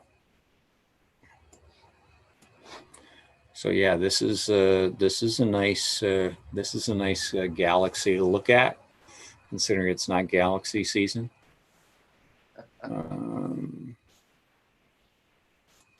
Yeah, so I'm all of a sudden it ignored the last couple of frames, so I might have to take it. No, there she's stacking again. So M33, and let's see, what do we know about M33? Triangulum galaxy. It's barely visible to the naked eye, which means if you're in a really dark spot. So if you were in the UP and knew where to look, you could probably find it. At my house, naked eye, maybe with telescopes you could see it. They say it was discovered Messier again in 1764. He must have had a lot of clear nights in 1764. And everybody who owns a telescope and knows this, I'm going to say, obviously nobody bought any telescope equipment in 1764, or at least Charles Messier did not, because that's when he did a lot of discovery. If he'd have bought anything, he would have had cloudy nights. So that's the inside joke if you're an astronomer. If you buy something, then everybody suffers with cloudy nights. Let's see, and then William Herschel added it to his list in 1784. Let's see, how far away is it? Light years. Should have that. Spiral, rises, sets, azimuth, altitude, R angle. Where's my distance? You'd think I'd see that. Surface, supergammine, side rail. Distance.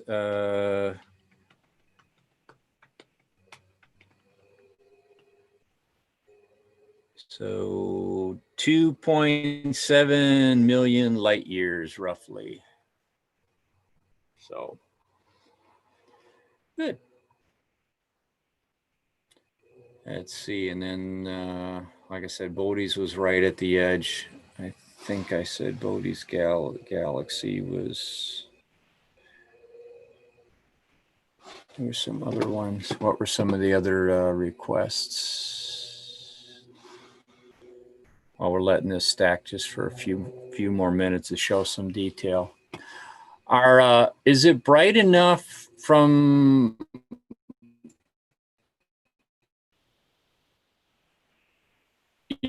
your perspective, somebody out there? How much feed is it? I just made a major change to the settings, and does that help you see? Or is that, that's a little bit, that's pushed too much.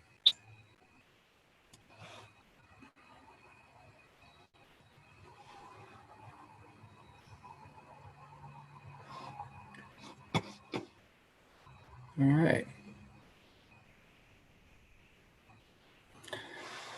So I had a list. What else is on the list? Lost in space, ring, pinwheel, we got.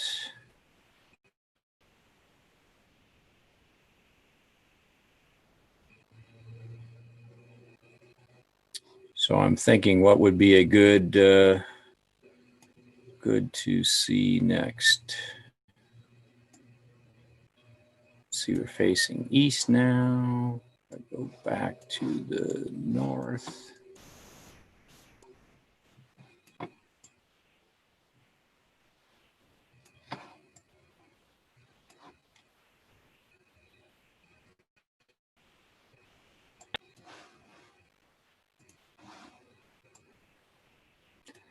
let's see, what would be something that might be nice and bright?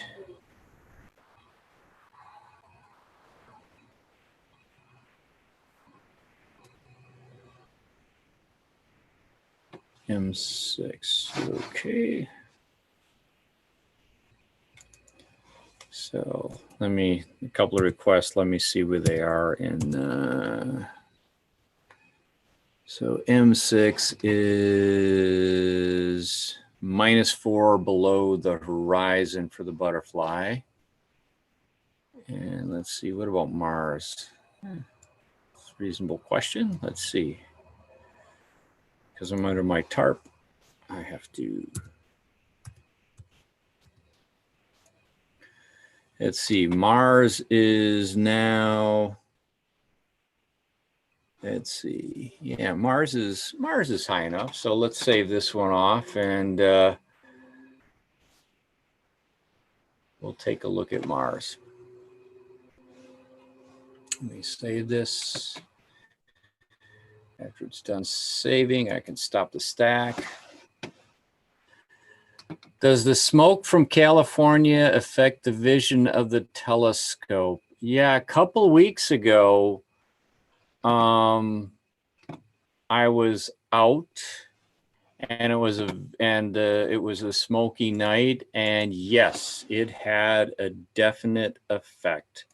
Although I could still see things through the smoke, but it did have an effect, and the amount of stars you could see was significantly reduced. All right, so let's see what we get. Okay, that's Mars.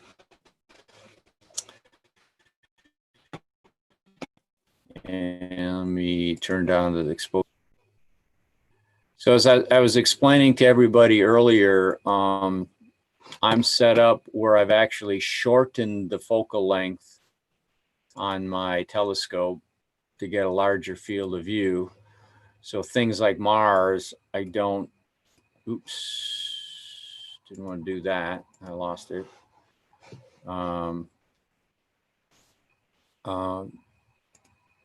Don't play very well on my telescope. Planets, if I wanted to really look a lot at planets, I actually increased the focal length that if you, on a traditional camera, you would be using like a doubler or something like that. But let me turn the exposure time down here, and let me turn the gain down if I can get some of the.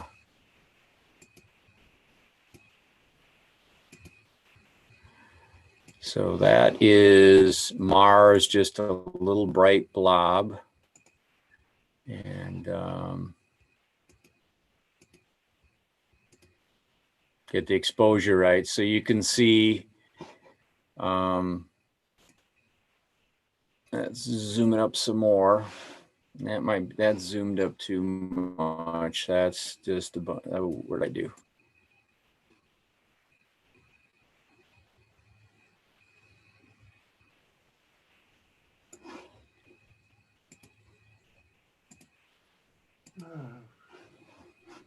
Didn't mean to do that. Sorry.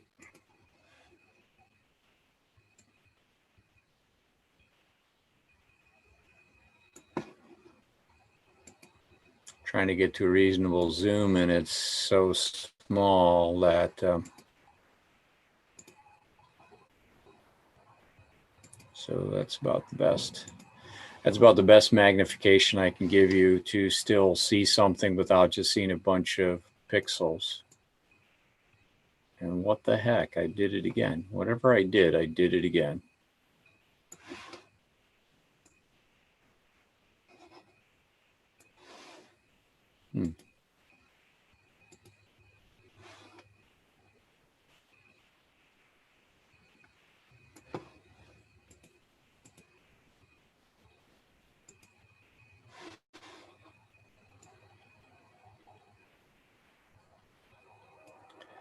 Okay, so now on Mars, you can see just a little bit of the coloration and differences on the planet. So like I say, if I was setting up to look at planets, I use something called a Barlow lens, which doubles the magnification of my telescope. But that is what Mars looks like. Yeah. So that is Mars. And then someone asked if we could take a look at Neptune. Let me see where it is relative to everything right now. So it should be tracking behind.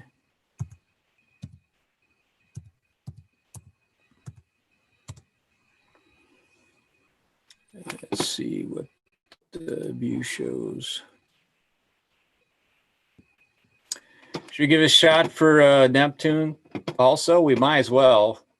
We've looked at all the other planets tonight, so let's zoom it back out. Let's try Neptune. What have we got to lose, right? Other than a few minutes of looking at stuff.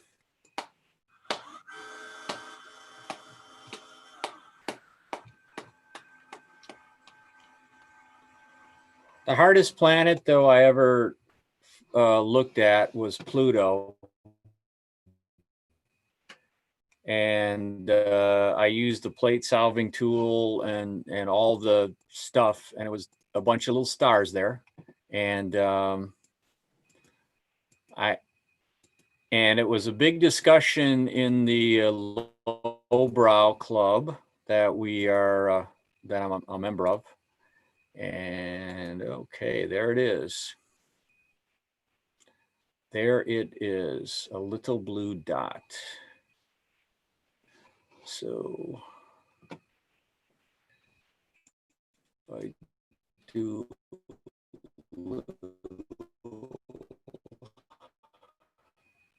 zooming.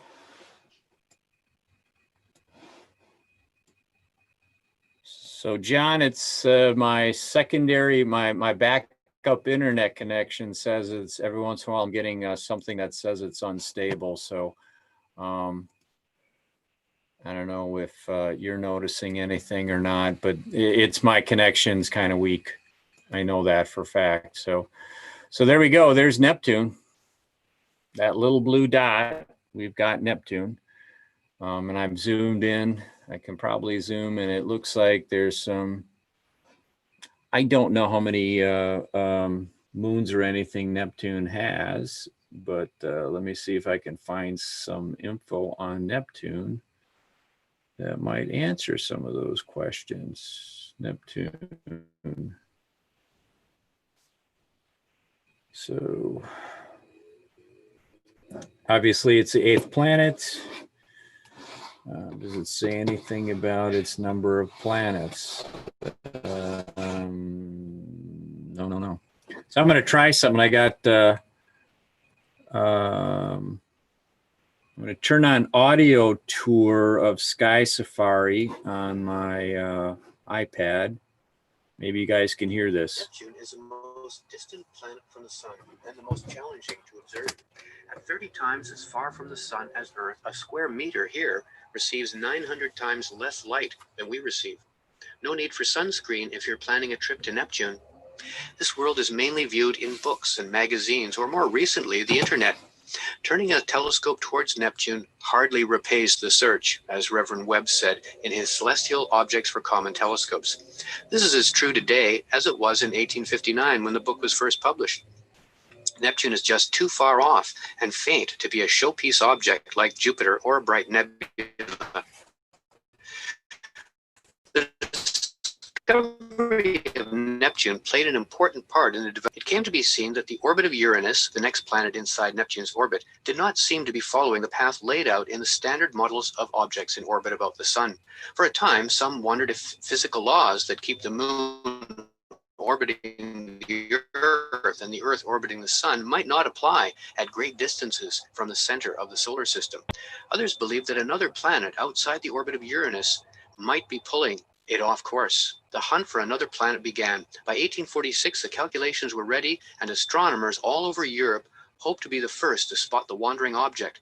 A scandal broke out in England when, as the story goes, the astronomer on watch took time off the job to have a nice cup of tea.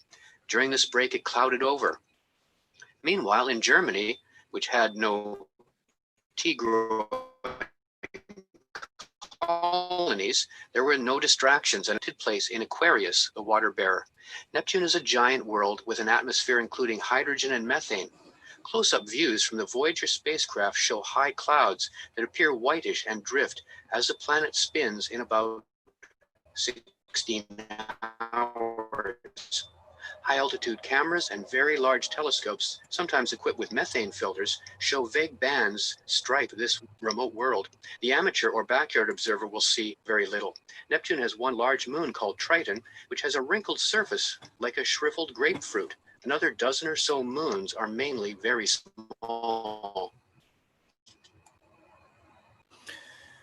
Okay, so I hope you guys could hear that. I think I zoomed in a little bit more, and if you look, I think you can see it, but right here, this little dot might be Triton right there. I got the cursor on it right now. I think that little dot is Triton. So we got Neptune and its moons, so that's kind of neat.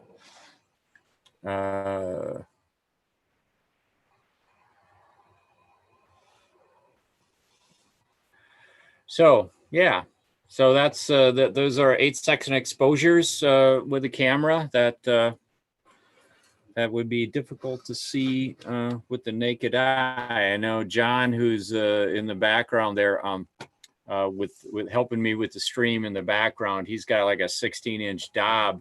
John, can you split the Triton if you're looking at Neptune with your Dob doing visual?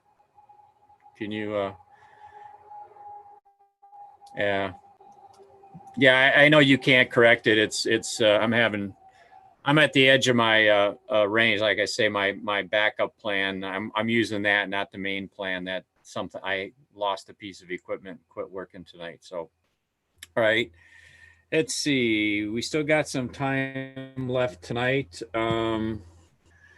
Anything else? Let's see. What were the other? I think there were a couple more requests. So you say you can split that on a good night with the 8, okay.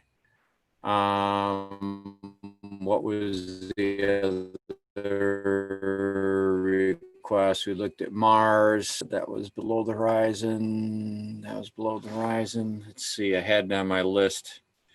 What did I miss on my list? Helix, Goofies, Bubbles, the Quintet, Deer Lick Group. Let's look at NGC 7331. I'm going to try and see NGC 73. Where's that one now? Is that the... yeah. We'll do NGC, see if we can get NGC 7331. There's multiple galaxies in that view, if we can pull it off. So where is it relative to everything else? Yeah, that should work. So we'll slew to NGC 7331.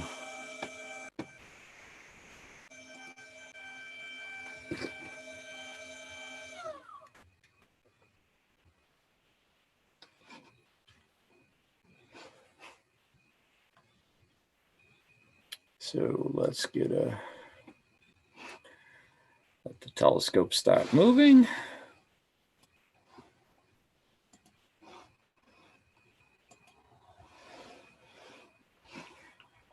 Get a little more gain here so I can get a good plate salve. I want to get a plate salve. Well, let's see. I'm still zoomed up. That's why. And let's do a quick plate salve. And because I think I'm way up here and I need to have that down in the center. So.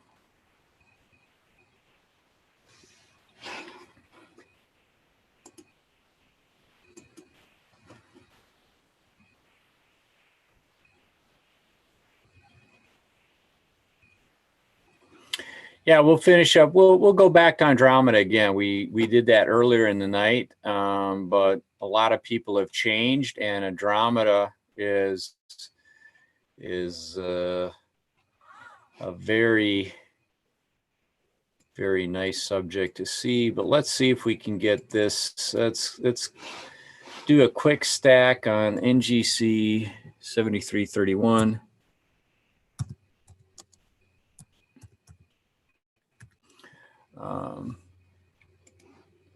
Live stack, clear. And come on, clear out.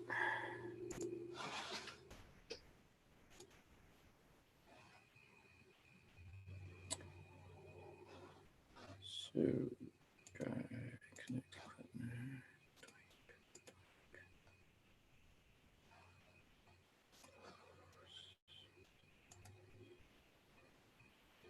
So there's the main galaxy in the center there already. Shows up right away. So get a couple more stacks and then I'll re-stretch it. Trying to get guiding software hooked up, and let's just re-stretch.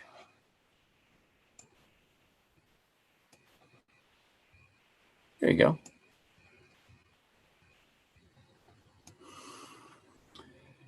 Here we go. Oh, you're confused. Why do they have code names? So the Messier objects is slightly over 100 objects that he cataloged, and he gave them all a number. And so we call them M numbers because they were either documented or discovered by Charles Messier. Then there's the NGC something general category, and I forget what the N stands for. And there's thousands of objects cataloged, everything from 0001 to 7,000 and something, over 7,000, 8,000 objects, right? So NGC is the general catalog and of numbers, right? So those numbers, the new general catalog, thanks, John, new general catalog. So as things are discovered, that way they put the coordinates, so the coordinates in space around us, right? So we're at a fixed point on the planet. I have to know where I am, and then everything has a corresponding coordinate in the galaxy, so that you can find it. And then there's like the Herschel group. So there's the Herschel 400 that he categorized 400 objects, and there was the multiple groups, and so there's different catalogs of groups of different things, and that's why they all have the numbers. So, okay, settling. Nope, still can't get that PhD to work. Oh, well. So now you can see this is the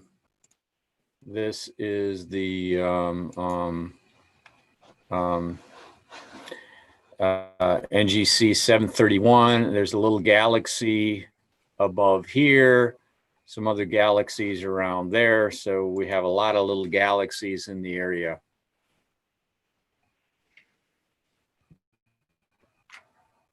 Yeah.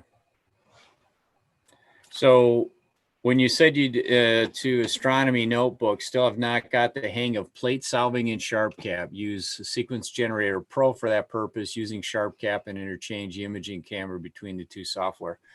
So once you have the connection, it's just this. I'm going to hold it right here: plate solve and sync. So you see where I have the cursor here that says that's plate solve and sync. So SharpCap has to be talking to the mount. The other thing is then go to your settings, give you where it is, plate solving. And you have to have, let's see, where is it checked? Star detection, no, detect automatically. Right here where it says sync, mount, and recenter target has to be turned on. So you can do everything right, but if you don't have this on, it doesn't resync the mount. So those some things to check. Astronomy notebook there. So I like this galaxy a lot, and I'm going to zoom in a little bit.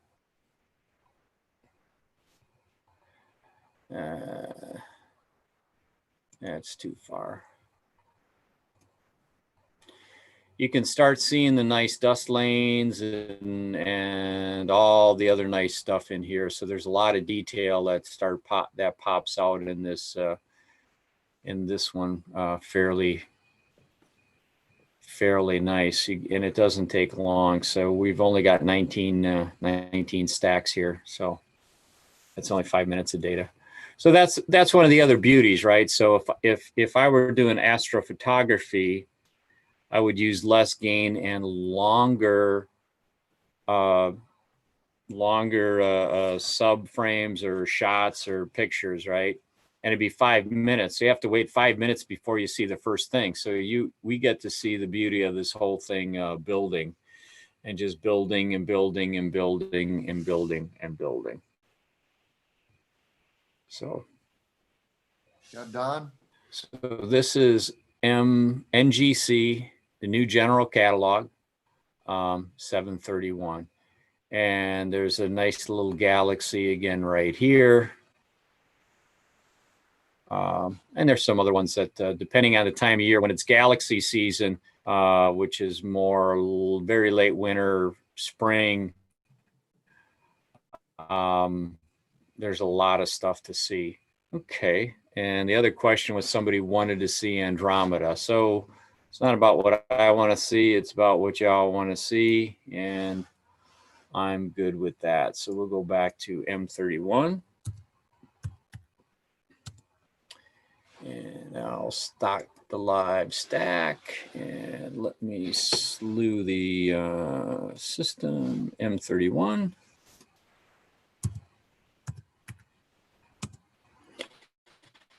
And let me hit stop, because that's usually what messes things up. And let's slew.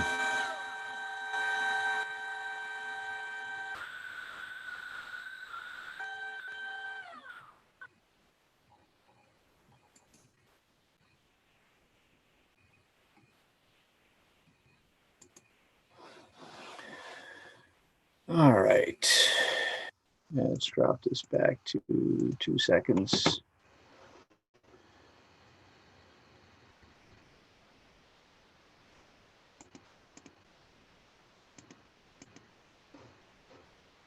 Drop this to 1. I want to get it centered up a little bit.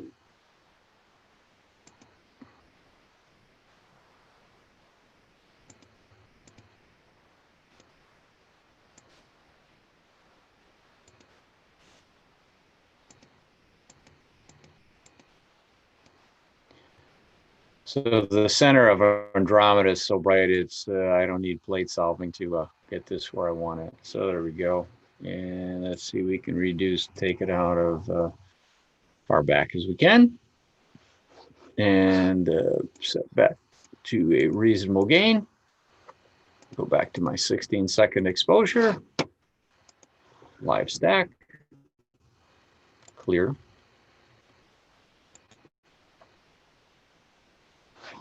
And it should be starting.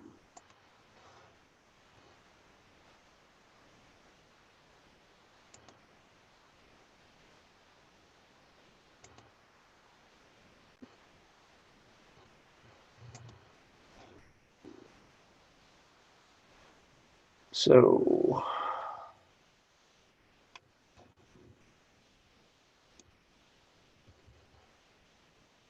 yeah.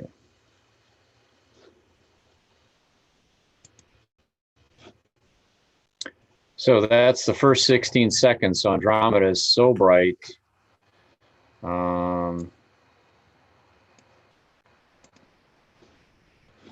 Take it off a logarithmic scale. So let's get Andromeda going.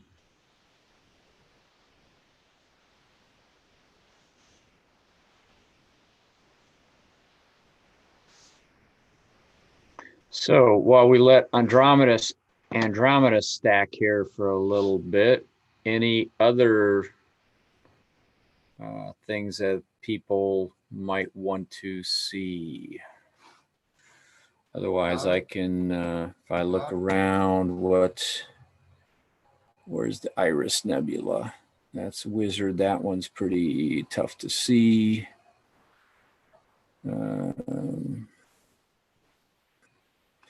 That's a cluster.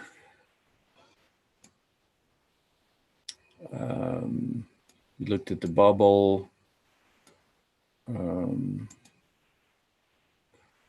Earlier tonight. Starburst Galaxy. No, that's not bright enough.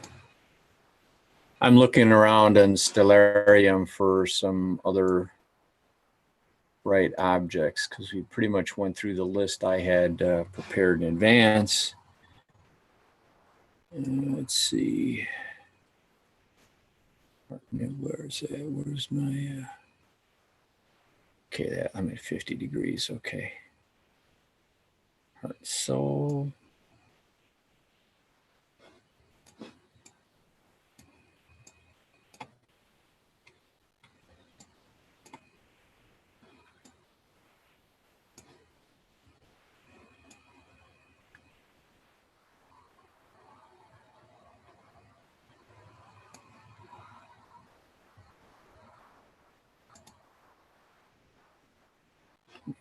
There. So as we talked earlier in the night, Andromeda is a very large galaxy. It's on a collision course. Ultimately, the Milky Way and the Andromeda galaxy are going to join up in between 2.5 and 3 billion light years from now. So the light's getting there faster than the physical masses are. Okay, double cluster. Yeah, we can go back to the moon. John, when you say double cluster, which double cluster are you thinking about, out of curiosity? Because I've looked at stuff in Stellarium and I never really see anything that's in my field of view.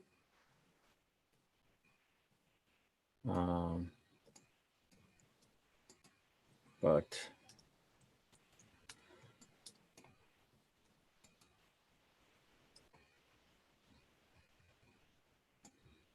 so let me type in, what's the double cluster?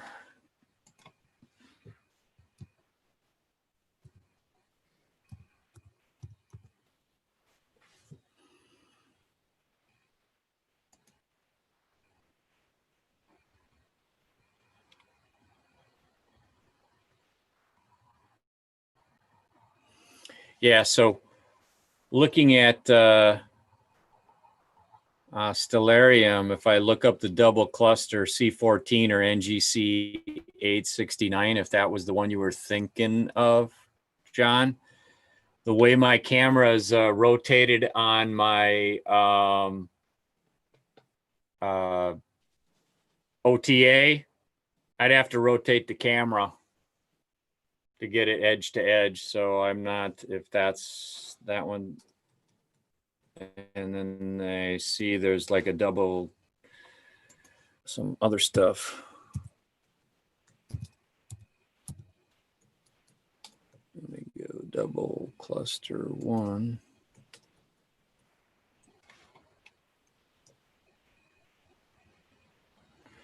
Then there's double 1, but those look like 2 star. That's okay. That's a double star. Those are big double stars.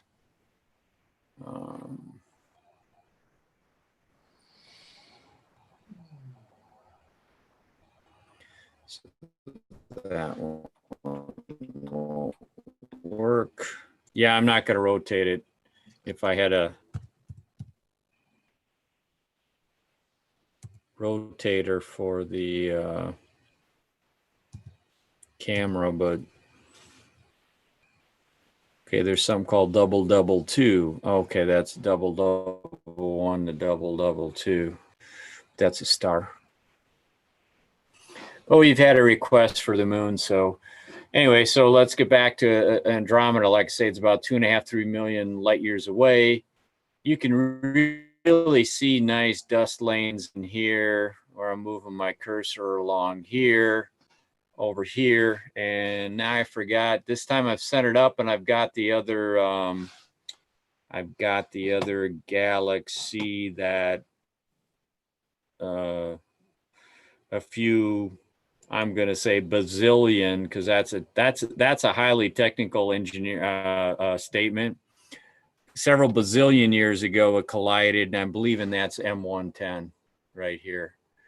So you can see my cursor right here. That's M110. So these galaxies, Andromeda sucked most of the stars and took over M110. Or is that M32? No. Nope, that's M32. I take that back. That's M32. Because this big dust lane over here, M10 would be down where I got the cursor right now. M10 would be down here. It's off the picture, but this is M32. I got to remember that with the SCT, my pictures are what? Inverted? No, they're like with the mirror, they're backwards. Okay. NGC 1931. Okay. Let's see, what's NGC 1931?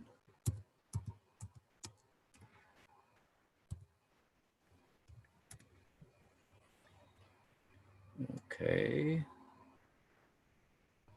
The Fly Nebula. Okay, so let's see what that looks like in field of view.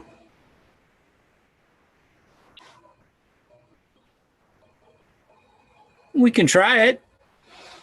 I'm game for that. I've never seen the Fly Nebula, so all the more reason to take a look at it. NGC 1931.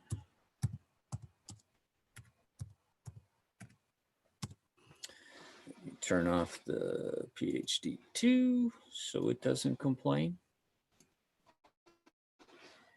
And let me turn the live stack off. And let's go look at the Fly Nebula. Something new.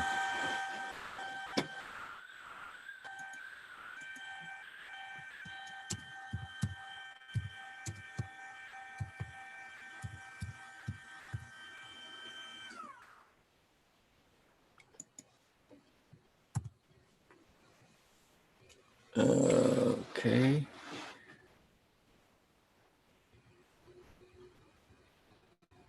Oh, no, unfortunately, that's not going to work. I thought that was above 20 degrees, and it's at 12 degrees above the horizon, and we are shooting a picture of a little star through my trees.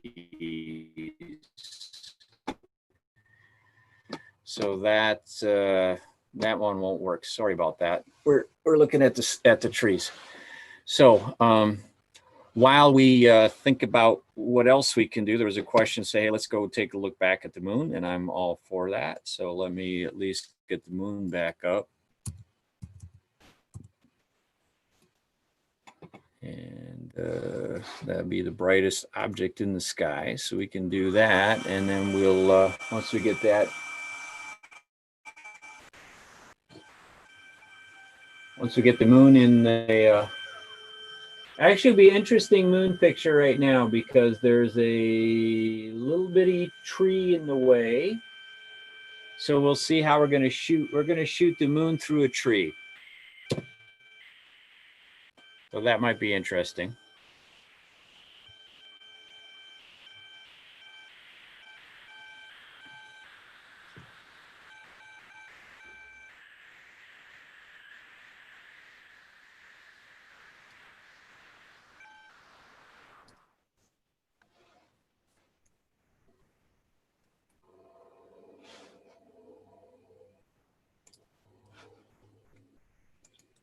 So we can cut the exposure way, way down and the gains way down.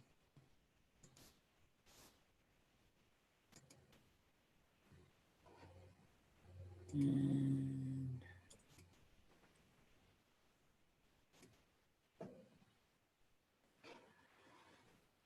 all right, so we have the, center that up a little bit.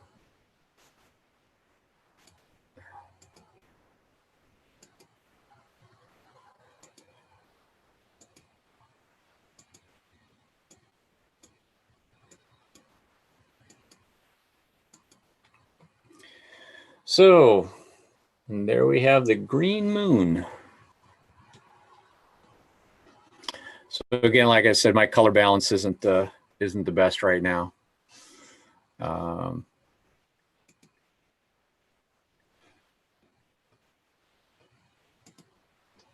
there we go.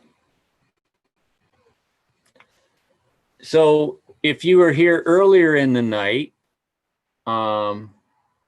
when my mount was on the west side of the pier, in the picture that you've been looking at, this was the top of the picture, and this, the round part, was the bottom of the picture. Now, because it's on the other side of the pier, or meridian, it flipped the picture. So it had been taking the camera. If you were holding your camera and holding a lens and holding it parallel to a table, like, and think about if you're arm wrestling, right? So take it and have it straight up. Now you're arm wrestling and you win. You can see where your lens is, and then move your arm back the other way. So like you've lost, and your elbow is where the pier is, right? So it's gone to the other side. And normally when a person's taking pictures, you always keep your, top of the camera to the top of the camera. In this case, the camera's fixed, so you rotate it. That explains why, so on and so forth. So, because I think that was Katie N was asking that question. So it was 7662. Is that that must be the snowball number? Yes.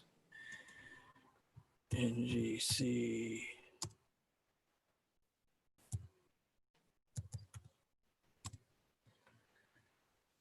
Yeah. So there's the moon. And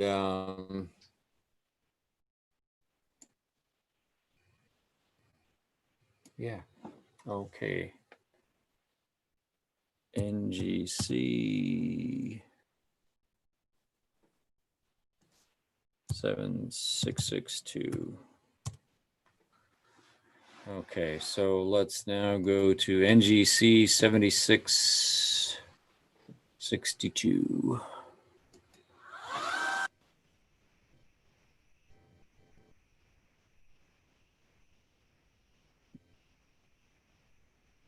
I can't remember if I ever looked at the blue snowball.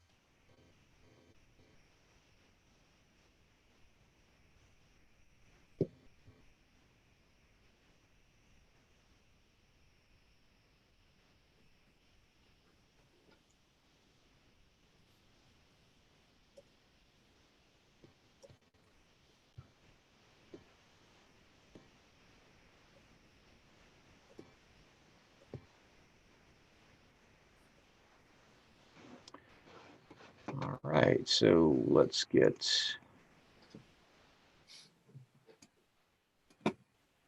game 350. And get to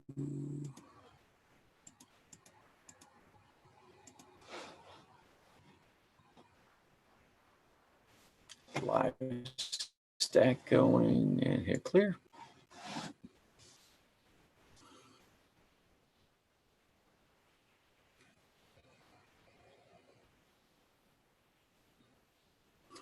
So we're going to NGC 7662, which is the blue snowball planetary nebula. It's in the constellation Andromeda. And just as earlier tonight, we had looked at, what was it, the Ring Nebula. It's the same for this. This is another nebula that has a star at its end of life, right? So let's, we are.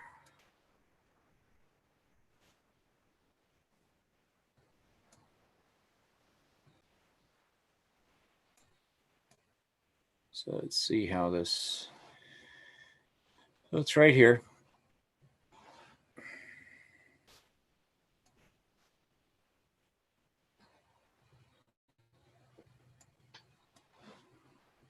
So what else does it say? So it was discovered when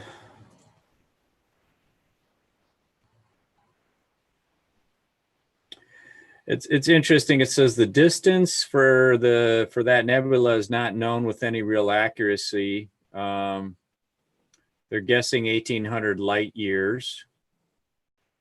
It has a faint central star, but I'm blowing out the core there right now. So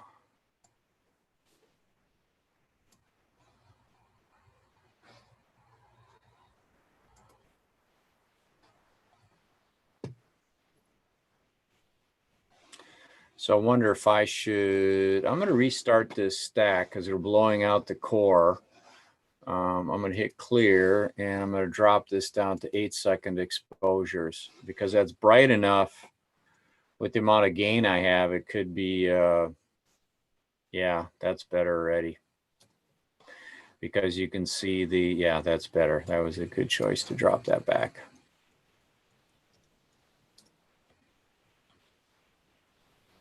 So that was a good choice. You're right, John. That's pretty bright object, but if you can saturate the wells and blow out the core.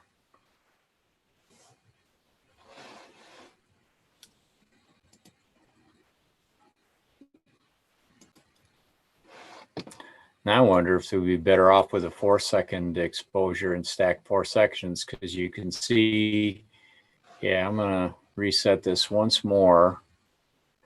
And drop the exposures down to 4 seconds.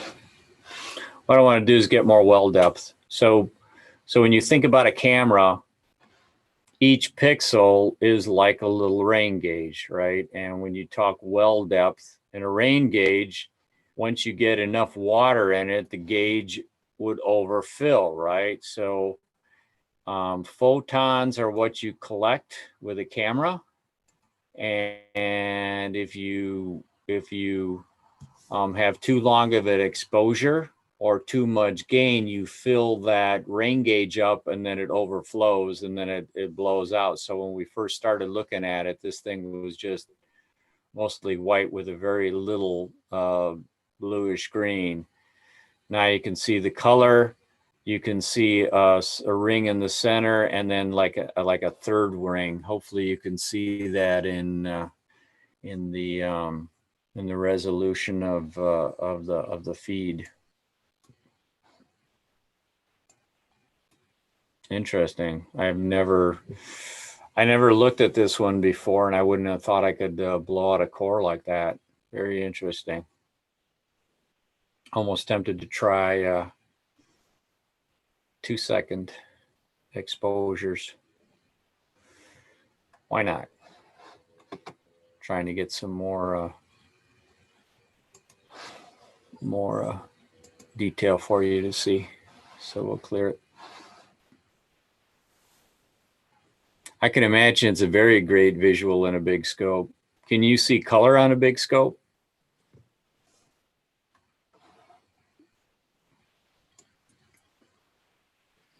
Ah, okay. So now I reduce my stack, my frame rate to 2 seconds per picture. And the detail, I just need a little bit more frames there. But what I see though is I'm having trouble stacking. It's missing frames, and that's usually a sign we got some clouds on the way. No.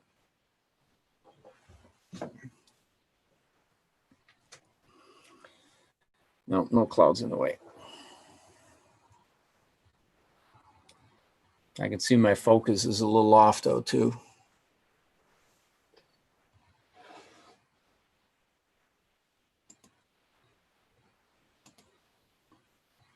Have to spend some more time on this object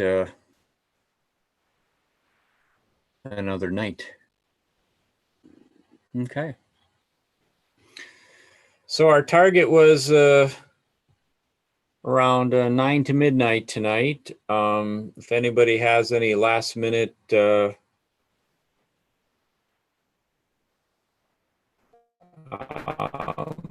requests, we can take a quick look at, but we'll be shutting it down here shortly.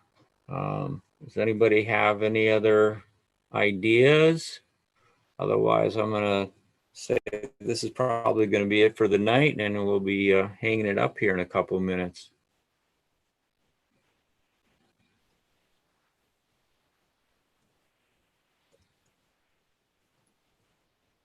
So,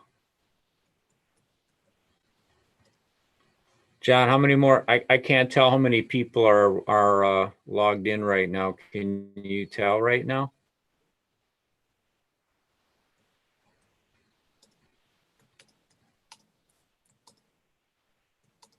M41. Okay, let me see if M41 is above.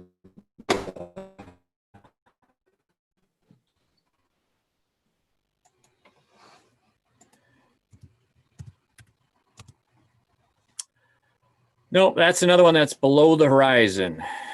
It rises at 3 a.m. and transits at 8 o'clock and sets at noon. 11, okay. That's still a good amount of people. Let's see. So where I'm at right now.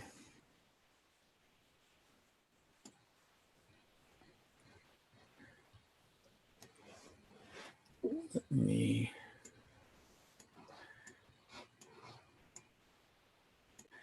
So let's see, we have bubble we looked at.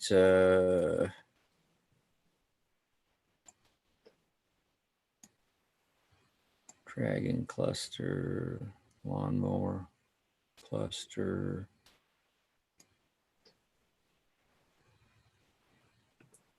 What's starburst? That's 9.5.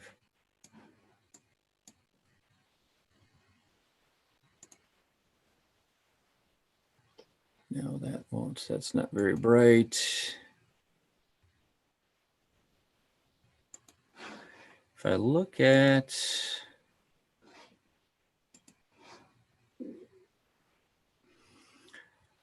I'm tempted, John, just to go over to the 150. Wow, that's a lot.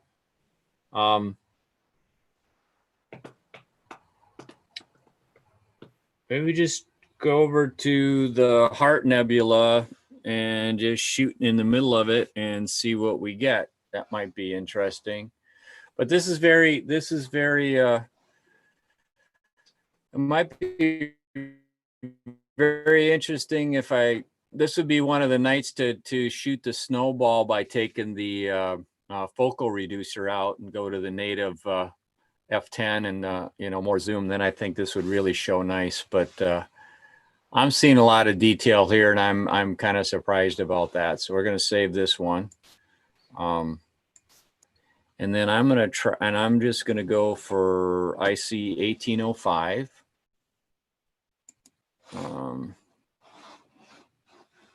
Because it looks like it has some reasonable brightness to it. It's high enough up in the sky that it should work. And that's IC 1805.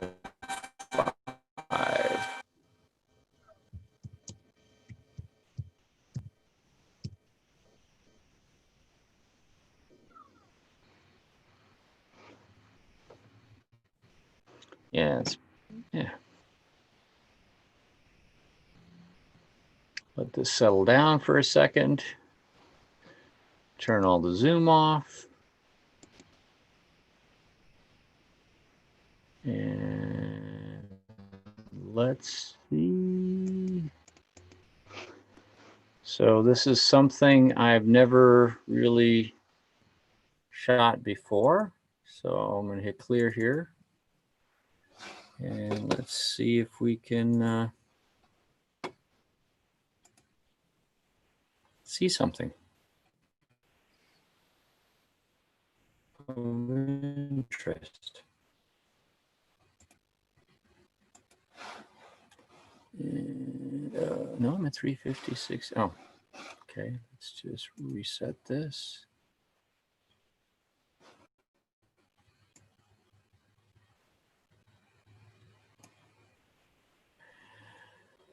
So on a wide field telescope, this is called the Heart Nebula. So there's light and dark sections to it. I can see some stuff going on here. It looks like a cluster in there also. So let me just see what I can find for information.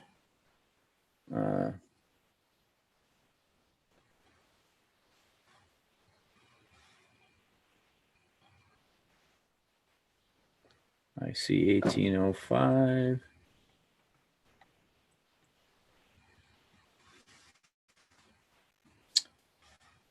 So it's a section of just complex nebulosity. If you zoom all the way out, it kind of looks like a human heart. But I don't have that ability to zoom that far out, too tight of a field of view. But let's put some squeeze on it and see what we can see.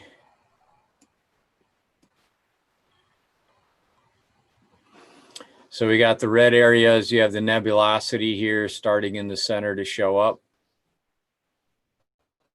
But it may not turn out to be, with this fine field of view, it may not turn out to be that interesting of a target. That's okay. Let's let it stack a little bit and see what we do get.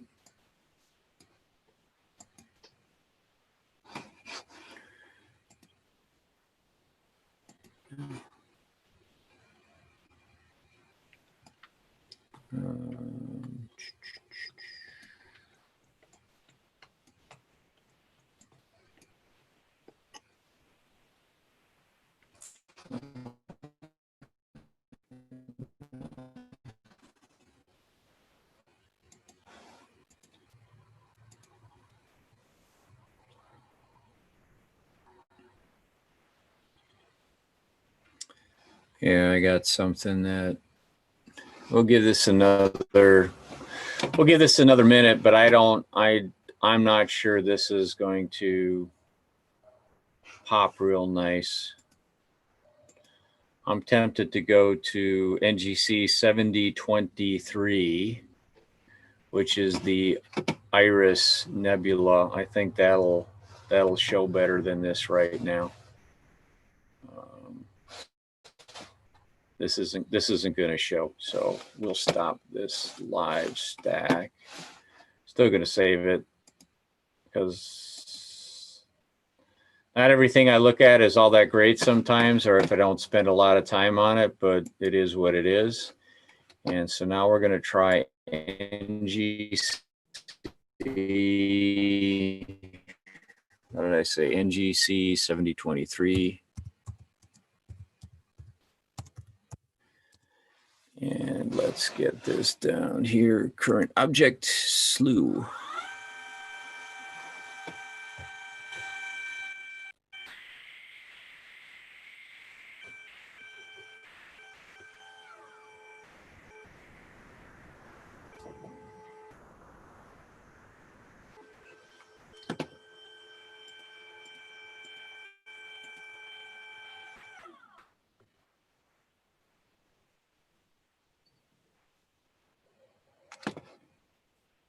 So let's let it stabilize.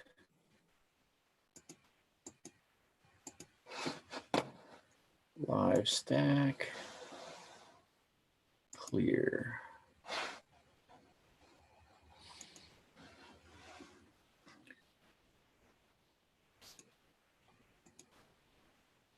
So, okay. Come on, computer, you can do it. There you go. All right, so it's up there. That's okay.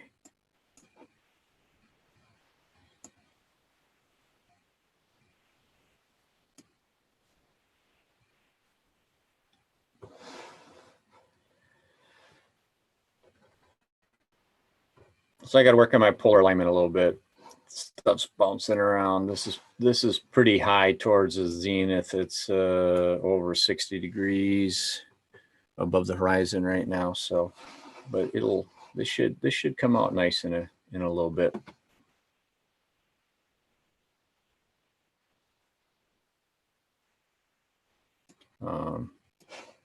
Push the blues.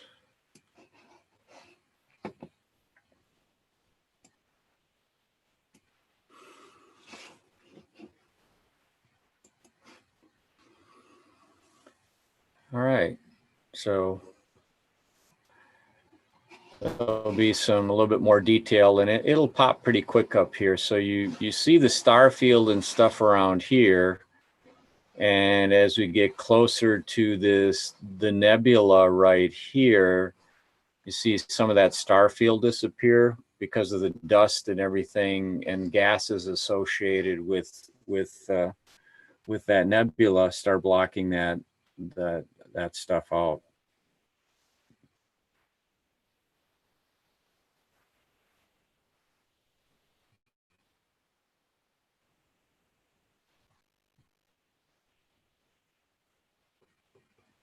So what's my number here? Let's get some more details so I can share more info on the object. And this is what I say, 7023.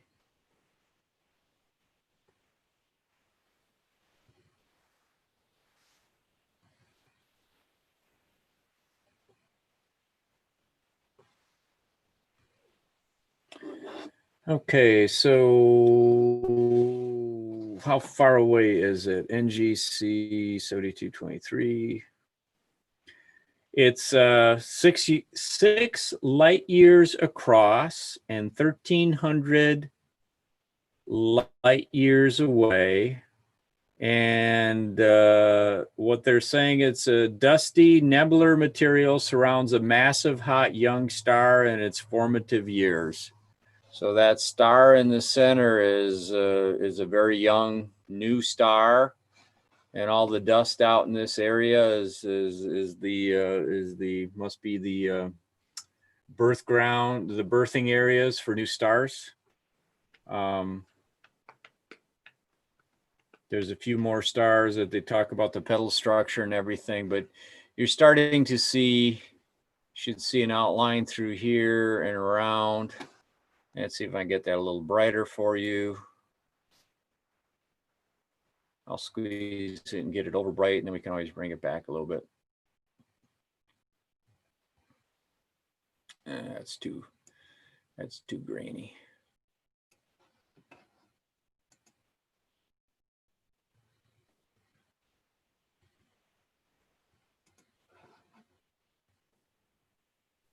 That's really bright.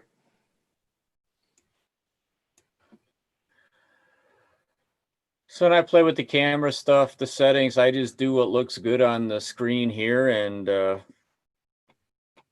that's what I do when I play with the telescope. And red's a little light, bring that in, push a little more color.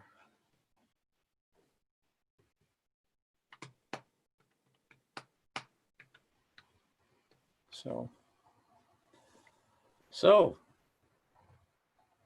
let this stack for a little bit, and this will probably be it for the evening. When we're done with this one, we'll call it, John, as soon as we call this a picture for tonight.